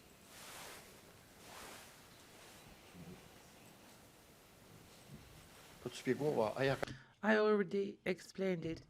He started on one side of the table. I started on the other side where they were spread out for the journalists. So we collected, both of us. We put them in one pile. He put them under his arm. We went downstairs to the chairman's office. He put them on the desk, which is in front of the chairman, until they discussed the issue of handover. Then the chairman signed the handover sheet, and it is then when they decided to hand them over, I stood up, and since my wife had a checkup at the doctors, I decided to leave. I think I'm talking about, no, this is the second instance. So here, this instance, I stayed until the chairman was there, and then I decided to leave. I left them behind. They told me later on that they signed it and that they took the documents and left. The chairman signed the handover, as you've just said. Was there any index of the documents made by the SPO?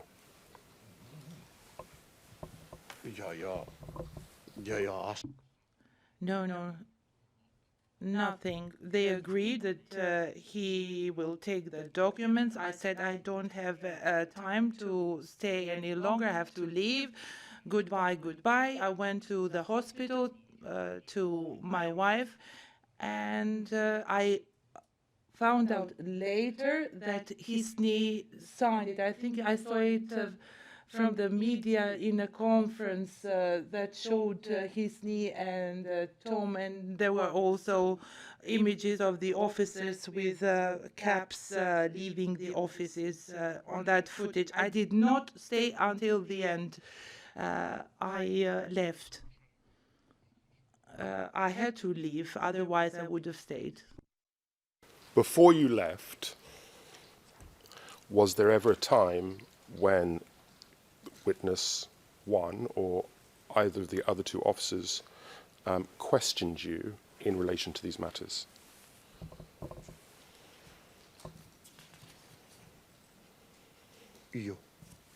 No. Was any search of the premises carried out on that occasion?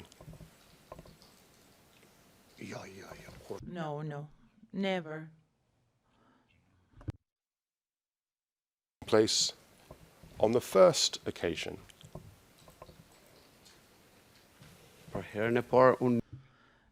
During the first occasion, I don't know, I wasn't there, but I was told that there wasn't any. Do you know if the SPO officers spoke to any other person at the association on the second occasion? In particular, did they speak to Ms. Miftari, the receptionist?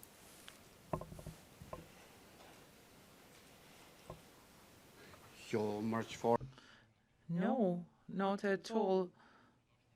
Now you reminded me, we insisted who is bringing these documents, and I would tell them, here they are, you have them in the camera, in the footage, have a look, but he even refused to take the footage. He did not discuss it with anybody. We insisted that he would come and have a look at the footage, who was bringing the documents, how they were bringing them. We were kind of making pressure on him, and then in the end he said, okay, I will take them. So to be clear, you offered and you insisted on the SPO taking the CCTV, which at first they had no interest in taking.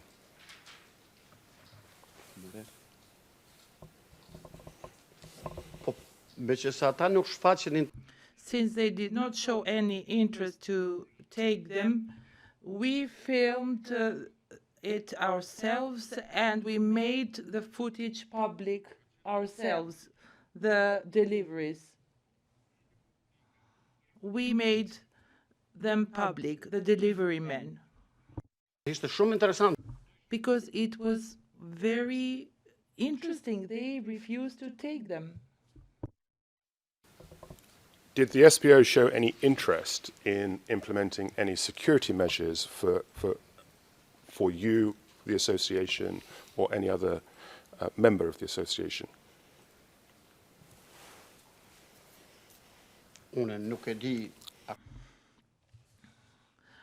I don't know whether they showed any interest in implementing any security measures for us. That I don't know, but we did see people surveilling us, but we were not told that they were taking something from us. I don't know what their role was. Maybe the prosecutor knows better. We asked for protection from our own organs, but there was no response.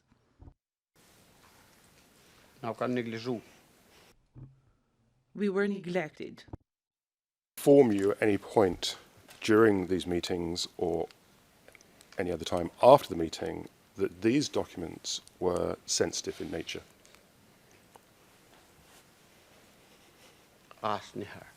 Never. That you.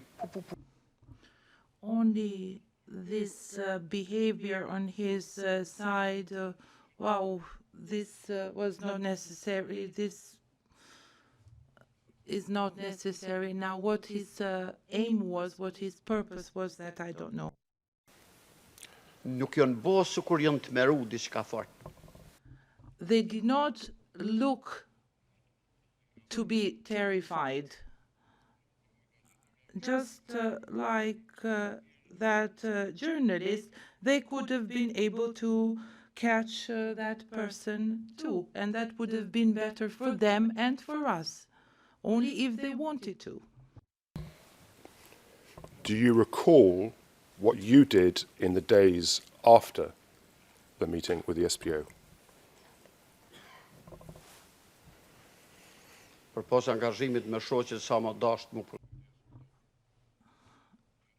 Apart from the time I had to spend with my wife to look after her, I was mainly on TV interviews up to 11, 12 o'clock in the evening in Pristina, and it was public knowledge where I was invited by which panel, so there was nothing secret.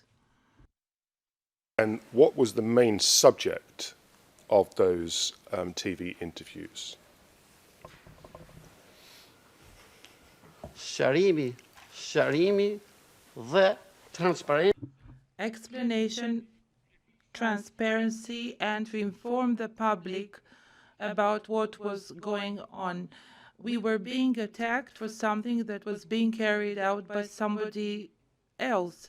There were cases when we were offended to such an extent on Facebook and social media. I was even labeled as a Serbian militant. DNA.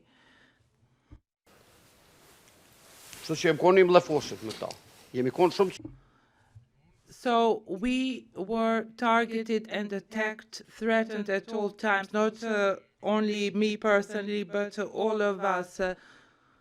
They would send us images of bombs on Facebook, and I believe they, the SBO, have seen those images if they had a look. Following the second press conference and thinking of the interviews that you gave, did you at any time disclose any names of the witnesses contained in that material?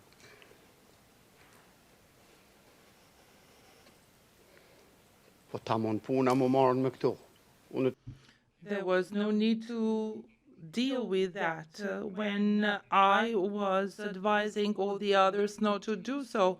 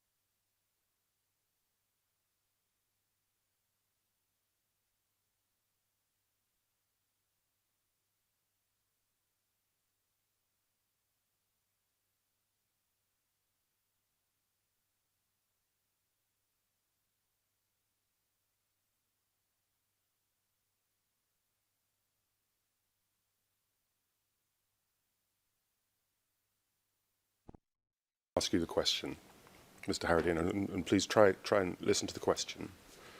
At any time after the second press conference, did you mention the names of those witnesses to any other person?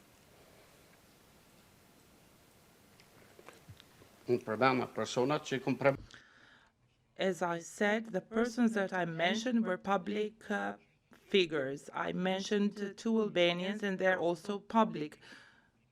And both are listed here on the list, number 29 and 30. And I'm not mentioning their names to respect your orders, but in Kosovo they are known.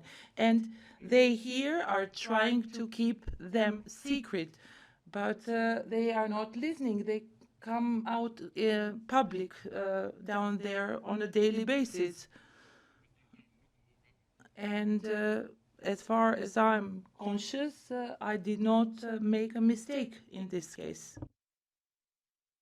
Names. You didn't mention any names of witnesses, potential witnesses contained in those documents. I did not deal with them because it was still unclear to me at the time whether these were names that were really mentioned by their office or whether this was a document that was falsified, fabricated from somewhere else. So we were not clear whether this material was theirs.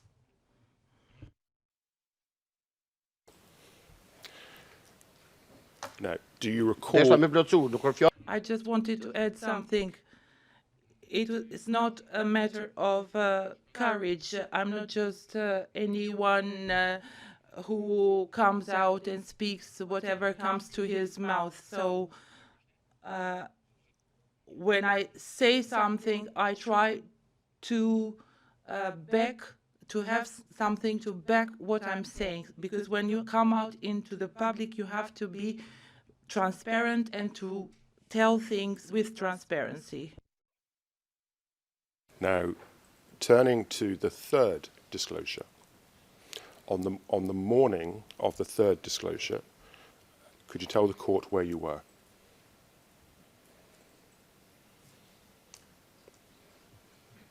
That day, in fact, I was not supposed to go because I had already worked for several days, and to travel, to commute every day is tiring, and I had another post working for the watering system in Dechan. However, we had regular contacts with international organizations, and the only international organization with which we did not have a contact is the SPO. We had contacts with all existing international organizations, IOM and others. These contacts were regular, and the member of the K4 staff, the interpreter didn't get the name, was supposed to meet with us on that day at 11 o'clock. And for that reason, I went to the office on that day. The translation didn't manage to keep up with one aspect of your last answer, so I'm going to ask you just to deal with it again. If I could just ask you just to slow down. You mentioned that you had a meeting with... You mentioned that you had a meeting with... I apologize to the interpreters. That day... You'd mentioned that you had a meeting with K4, and you'd mentioned what nationality of K4 you met. Can you just repeat that part, because the translator didn't understand?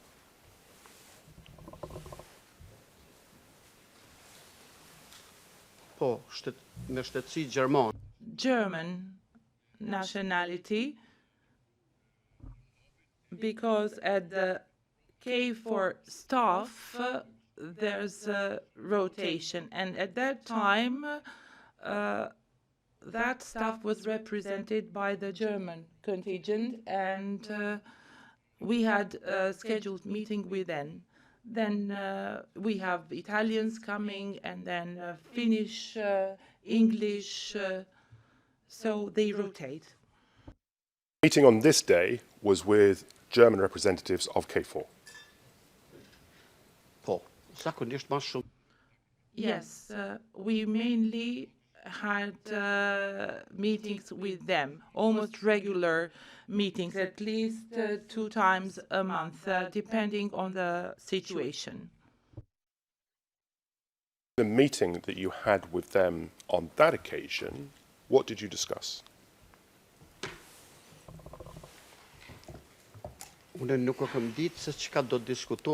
I was not aware about what we were going to discuss, because first they request a meeting, and then once they're there, we start discussing that particular topic. So when they opened the meeting, they mentioned the issue of the documents, our requests, whether there will be a calm, whether we were going to organize protests against the government, and so forth, because they always feared, as we were great in numbers, as were veterans, we were able to organize protests in great numbers. And I always was in favor of keeping the peace and calm.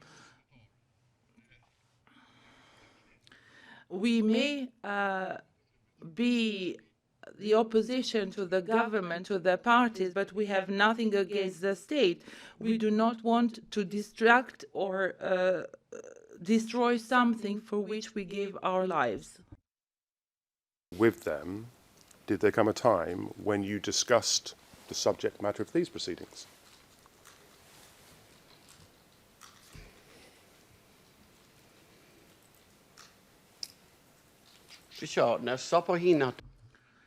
Once they entered, they opened the topic. What's going on about these files that are being discussed? I told them, I don't know. This is how they got to our offices. How do they look like? I described them. They asked, is anybody interested in them? And I said, many are following unusual persons. Even today, when I arrived in the office, I noticed 4 or 5 persons following us. It was easy to distinguish these persons because they would usually wear jeans, baseball caps, sunglasses, COVID masks, safari pants, and always had a backpack. So when I entered the building, I noticed them, but didn't pay attention. In a way, we were happy that they were following us. And he asked, is this true? Could they still be outside? Can we go out and have a look? And I said yes. So we went out. There were also 3 of them. One of them was the interpreter, and the other 2 military personnel. One new Albanian, and one of them also had a camera for taking photographs. We went out onto the balcony, and there we saw the same persons. And whoever I pointed with my finger, this person, the German would take photograph, and that person would then move away. 4 of them, 2 would go this way, the other one this way, and one of them was a female. And later on, I realized that that female resembles to great extent to Zdenka Pumper. I cannot say I'm 100% sure, but 90% I can say that it was her. She was blonde, tall, wearing jeans. The rest were with safari shorts, and they all ran away. We re-entered the office, and 10 minutes later, the delivery arrived. I cannot describe this. Your Honour, I don't know if anybody's noticed, but it looks as though Mr. Rees is trying to join.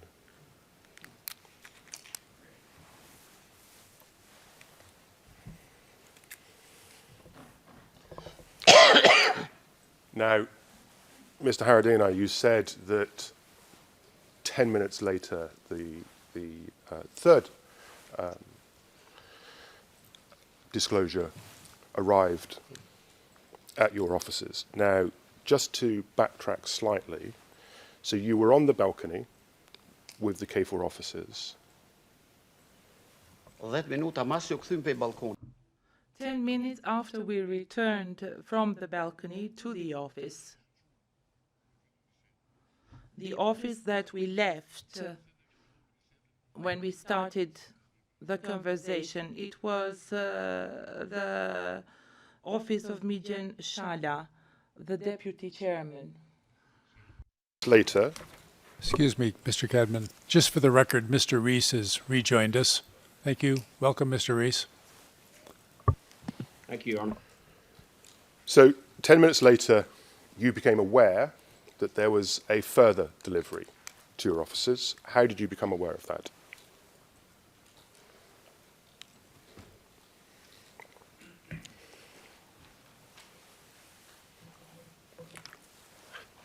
In fact,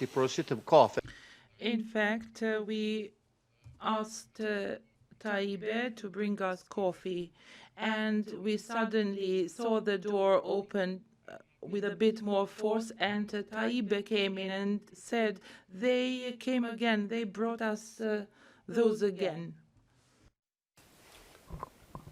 What was her demeanour when she came in announcing this? Yes. I really feel sorry for Taibeh to this day, because she suffered a great trauma from these deliveries, as she was the first person to have contact with the delivery men. I left immediately after Taibeh, and I think the interpreter explained it to the Germans what was going on, because I no longer dealt with them. To the best of your recollection, who opened the third package?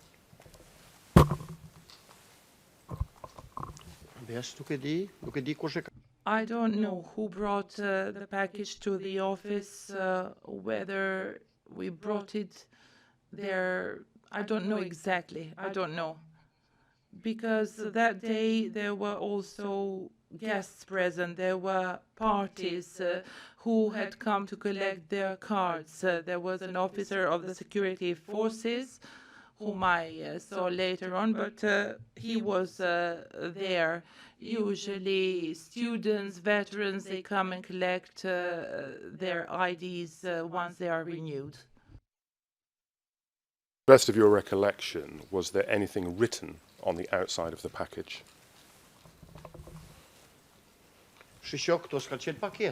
Listen, these were not in a box, in a package. These were like leaves of paper spread out, thrown. As we saw later on the footage, he removed them from his body and threw them on the ground.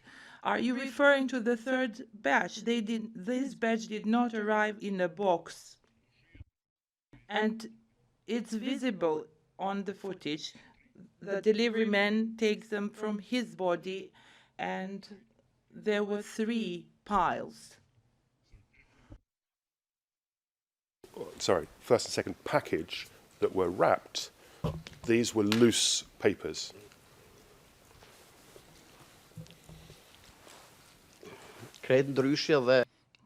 It was entirely different, and his behaviour to Taibeh was different. Taibeh asked, "Who are you?" and he said, "Don't ask me." According to her, he said, "Do not stop me, do not stop me. And next time I'll bring CDs." At the same time, producing those sheets of paper and saying, do not stop me. Next time I'll bring in CDs, and he tracked the papers. Where you were with the K4 officers at that time?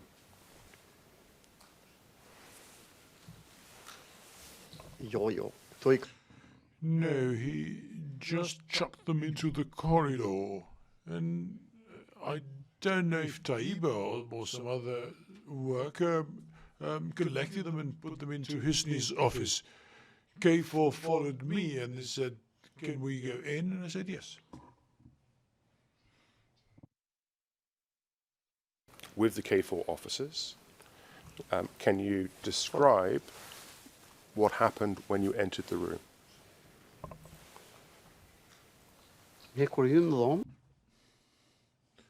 When we went in, we had a look. We saw that there were 3 rolls having, in fact, smaller in amount, 120 pages or so. I did not count them, to be frank with you. They were in English. So, from what I could understand, it was some sort of draft indictment 2 months earlier. 2 months earlier, there had been news that there was a charge sheet against Hashim Tachi on the return from his halfway through his trip to America. So that's what we thought it was. The officer said, can we take pictures of? I thought this was a provocation. And I said, you've got these documents, you know about them. And he said, no. I said, of course you're aware. And I said to them, I think you do know about them. So I really had a very, very quick look. And because I went to look after Taiba, but very, very speedily, they started taking pictures of them very, very quickly. They finished their job. They said, we can see that you're very busy. We cannot continue this meeting any further, and they left.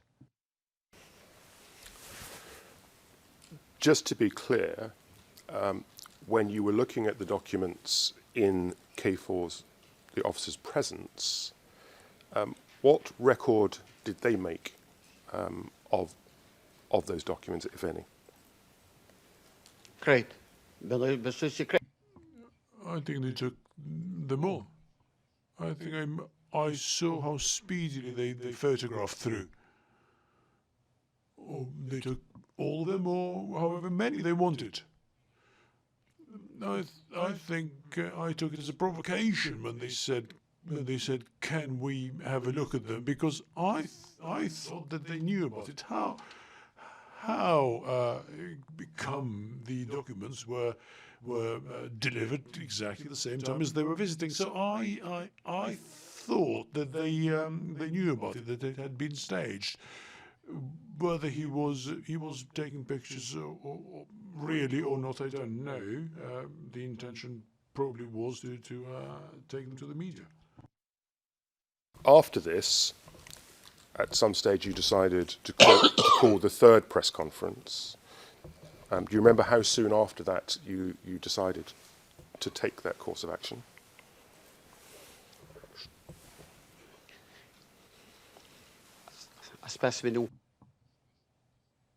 Not even 5 minutes. Less. And the invitation for the press conference, did that follow the same format as the first and second? Yes, same procedure.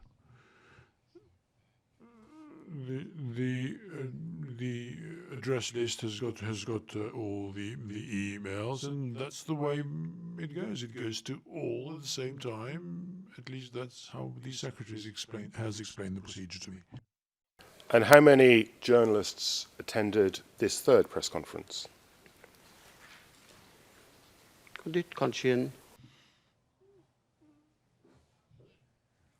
think there were more than 10, possibly 10, 14, 15 were present on that day.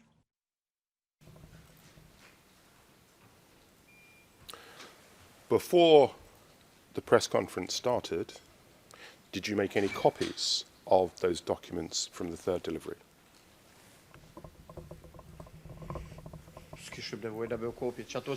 There was no need to copy it. The same documents that were brought to us, that's the ones that we disclosed. We never made any copies or allowed anyone else to copy them in our offices. Did the press conference follow the same format as previously with the documents laid out in front of you when you held the press conference? Yes, it was the same format. With the journalists from those documents?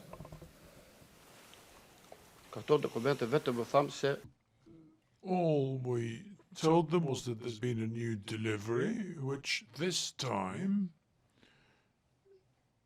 refers to what has been discussed for about 2 months, and it looks like a draft indictment against Hashim Thaçi. It was all public. The names were there. Hashim Thaçi, Yakub Krasniqi, Recep Selimi. So it's a document that had been in discussion for about 2 months. I mentioned the names that were on the front page. And during the press conference, did you mention any other names other than those that you've just said?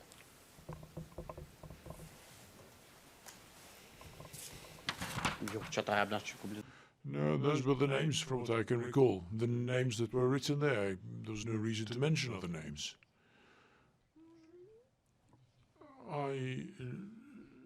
There were names of villages and so on, with everything having been in the public domain. Radonjić.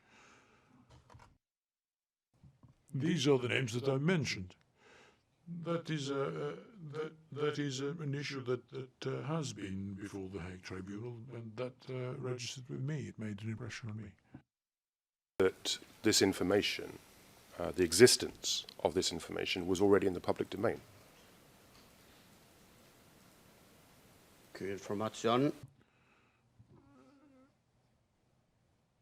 I can certainly say that this was not only available domestically, but even internationally. President Hashim Thaçi, on his way to the United States, and he returned halfway through. There's a statement that was made by the prosecutors. There was nothing there to hide. This was an issue that had been in discussion for about 2 months. These names had been bandied about for about 2 months. In fact, there were other names which were mentioned, which I could not see in those documents. Every journalist wanted to make news nationally. It doesn't matter as far as I'm concerned about truth, but there are, especially in the portals, but many journalists there just want to seek the news regardless of the source, and I don't know who pays them, but hey, that's the way they are.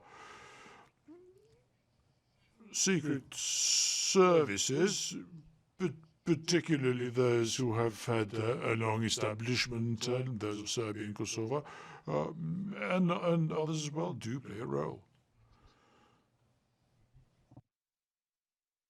How long did you have to review those documents before you called the press conference? About 3 minutes. It was all known to us. The only difference was that we hadn't seen it before. Which were the documents in? In English. And from what we could surmise, that's what it was. We were not aware of the details. We weren't quite interested in it. We just saw that that's what it was, and we wanted to hand it over to the journalists so that they would decide what to do. Our main intention was to be transparent and to serve the public, as well as to wash our hands of it, as it were. I now think that it would have been much worse should we have kept it secret, and should something else have emerged and the situation been manipulated against. what has been, as a matter of fact, manipulated has been at the hands of journalists, which is not our responsibility. The only mistake that we have made, if we've made one, was to take it from inside our offices and take them within the same premises, one floor higher. That's what we've done. He has brought this package here, and we've just taken it one floor up. There's nothing else we've done. The representatives from the media, did they take all copies that were present at the press conference? Kan maar som. They took a lot. I don't know, it was a very brief meeting. We went downstairs. The papers were all over the place. And in fact, I cracked a little joke with the chairman, and they said, "What did he say?" And I said, Chairman, shall we, he said that bring CDs, and I said, should bring some flying saucers next time, and so on, and we started laughing about it. We called these lightning strike 1, 2, 3, depending on the consignment.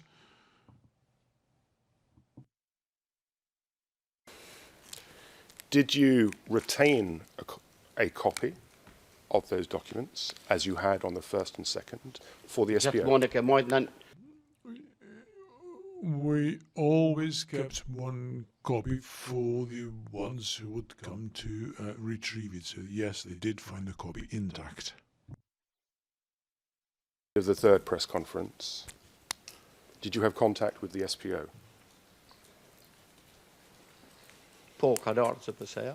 Yes, they did. They did come. They started talking about it. It is the witness one, accompanied by the same people as before, Moberg and the other one. They were not interested to go upstairs, and I told them the journalists are there, and if you're keen not to allow them to take possession of everything, you can go now. And he said, let's chat first, and he took it slowly. He went there, brought the paperwork downstairs, and he said, we will take them. And he took one sheet, and we were opposite each other on the same table, so me opposite witness one, whilst the chairman was sitting at the table to the left, a bit further away, and I know that he extended his hand for the chairman to sign. You know that the chairman is an invalid and it's quite a long distance, and I said, can I take it and sign it? Instead, he said yes, which is what I did, and he took it alongside the documents, put them on his backpack, and went. So the third one is a delivery form or handover form that I signed. Because the chairman was at some distance, I said, "Can I?" And he said, "Yes." I signed it, and I don't know what else happened. I don't know whether he handed it over to the chairman or not, because I did not stay there any further. And I can't remember. If it was given to me as P58, which is that delivery note, could that be displayed for Mr. Haradinaj?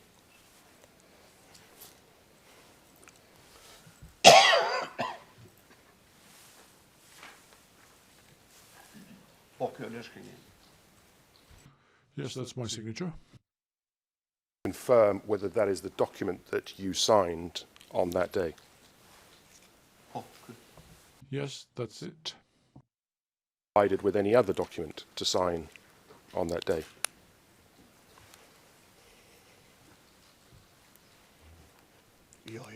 No. Only this one. Any index or list prepared in relation to the seizure of those documents? No, just this sheet of paper. No, the list was prepared. We did not sign on to anything else. At least I am certain about this bit. Nothing else has been asked of us to sign, neither of me nor of the chairman. Did witness 1 or either of the other officers with him count how many pages there were to the documents that they seized?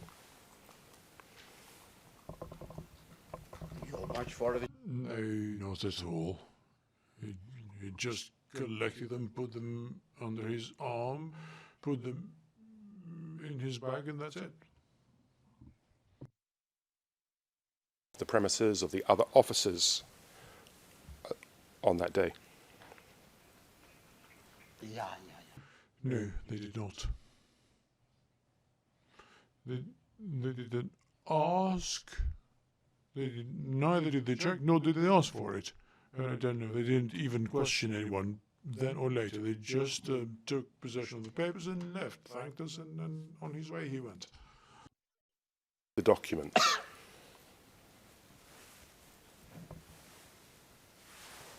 What do you mean, how? Let me put it this way. So when witness 1, after you've signed the handover form, did he put those documents in an evidence bag, for example?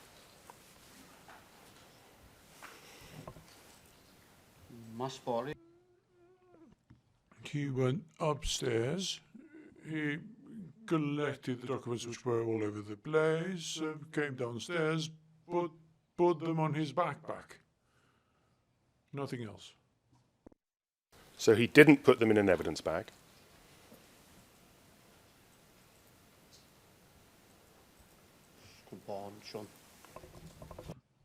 Yeah, that was the bag. The backpack. That was his special bag. It was his own bag. And when you say it's his bag, we're talking about a rucksack. Yes. And second time around, it was the same thing.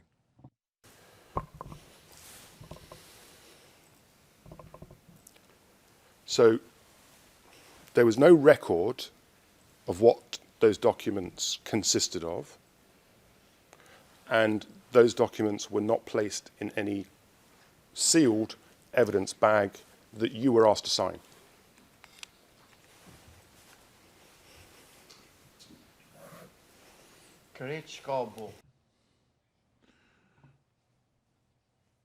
All that happened is what I've described.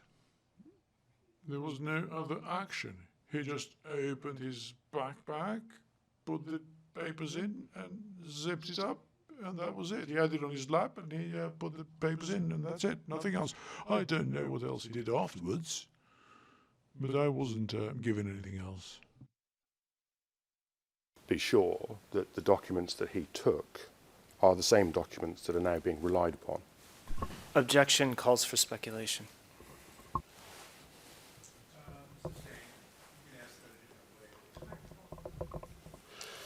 All right, you can ask that in a different manner. So you don't know if the documents that were taken are the same documents that left the building and the same documents that were taken to the SPO office in Pristina. You cannot be sure of that.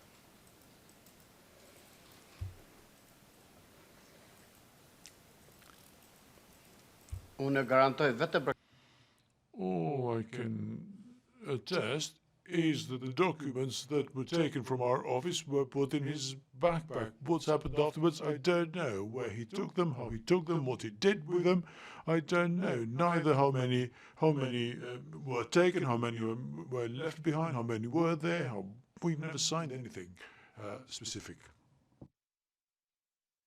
The bags and putting them in his backpack, were any other steps taken to secure evidence at this point?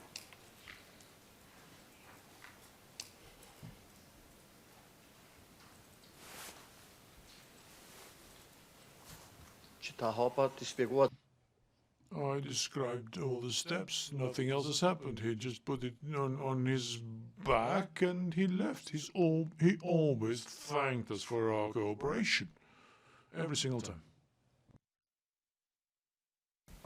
Any other member of the association, or did the SBO speak, question, or take a statement from any member of the association at that time?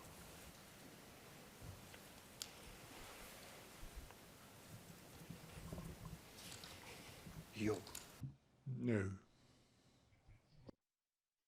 As far as I know, no.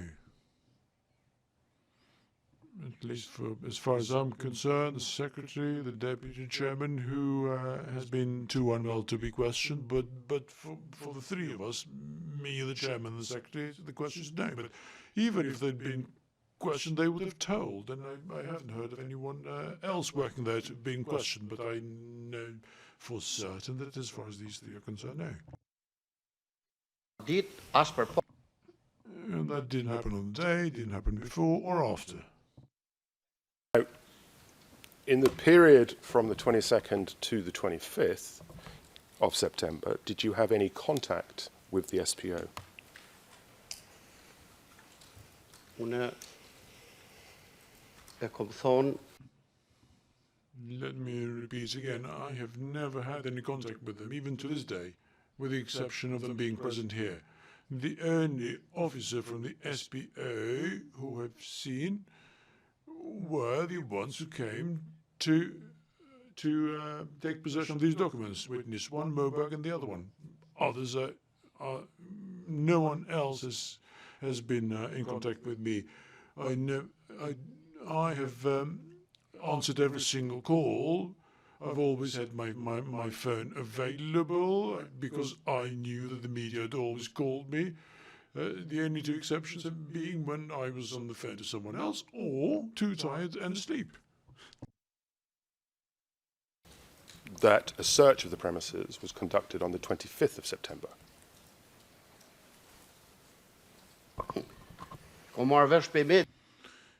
I heard it on the media in Dechan. It was all over the TV outlets. I was having breakfast at a restaurant when I saw it on TV. Whereabouts were you having breakfast? In Dechan, restaurant Bessa. Is that from Pristina? I think it's, according to the road sign, it's 98 kilometers, but it's further away to reach the office, but it's 98 kilometers to the entrance to the city of Pristina. It's about a 2-hour drive if you observe the rules and regulations. I know that you don't understand this concept here, but the standard of driving is different over there. At what point did you just decide to drive back to Pristina? As soon as I saw it on TV, I stopped eating. It was really sad to see people in military uniforms with hats on, sniper rifles. All TV stations started speculating as to who they were and so on. So that when Husni called me, I had already departed. The chairman called me at some point. As a matter of fact, I phoned Faton first. I said, "Where are you, Faton?" And he said, "I am inside. They have confined me to the first floor. They're not allowing me to go to my office." I asked, "Have you called your lawyer?" He said, "Are you doing it?" Which is what I did, and he said that he was on his way. Newspapers kept phoning all the time. After a certain while, the chairman called. I think he called from Faton's phone. I think he phoned from that one. And I said, Faton, he said, "No, it's Husni." He said, "I am Husni. They are taking me to The Hague. You need to be here because they don't want to conduct a search without you being present." and they won't even take me away without you arriving first. So he said, come as quickly as possible. And I said, I can't drive any faster short of killing people right, left, and center. And the radio on the car was on. The entire Kosovo media was inundated with this information, and the media in Albania too. So at around 12 o'clock, when I was still en route, I learned that Husni had been arrested and taken away. I continued my drive, however. Any media at that time?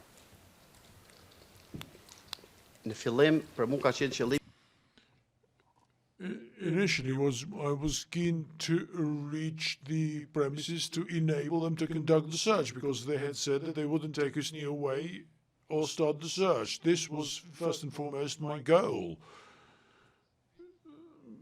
There's hundreds of media outlets phoning me, but I had no time to assess them. But when I saw that they arrested Husni, I understood that they had managed to conduct the search without me, because Faton had arrived, and around 5 o'clock I accepted an offer to appear on TV7 from 5 to 7, in a program which ran from 5 to 7. Pristina, where did you go first? Straight into the offices. I went straight into the offices.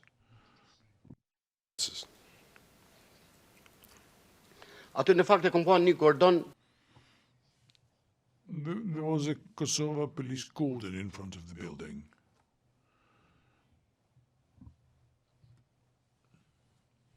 There was a group of people of over 100 or so, including journalists, veterans, who had blocked the entranceway, because our building is opposite the government building, as well as the municipal building. So on one side is the municipal council, on the other is it's the government. So there's a lot of traffic there. And as soon as I got off the car, the Kosovo police said, "Please, Mr. Deputy Chairman, can you please ask them to allow the traffic to flow?" And which is what I did. I asked them. I said, "Just free up the road." The veterans did heed my call. The media followed suit and moved on the other side of the road, about 5 meters or so away from the police cordon. After that, journalists started asking questions. I looked at my watch and I said, I haven't got much time. I said I came here to help them conduct the search, because they said that they wouldn't take Husni away until then. So it appears like Husni has been taken away. The search is being carried out, so I'm not going to go now. One of the veterans said, "Can you take Mijan Shala, the invalid who was sitting there? He has had a stroke and he can hardly move, and they asked me to take him away. And I wish him all the best in his recovery." They had left him looking miserable there, so I went and took him. 2 people came out in military fatigues. Mijan was between the police cordon and the doors, which were being guarded by soldiers with snipers and other automatic weapons. When I took Mijan and took him with me, it was late, so there was no time. It was not possible to reach the program in time. There were taxi stations there, and I took a cab in order to go to the TV station and take part in the program I had agreed on. The media obviously did call. They were quite interested, but I had promised him my appearance. We're about finished here. I wonder if, because I'm drawing to a close. Can you close within 5 minutes? No. You're going to have to come tomorrow then.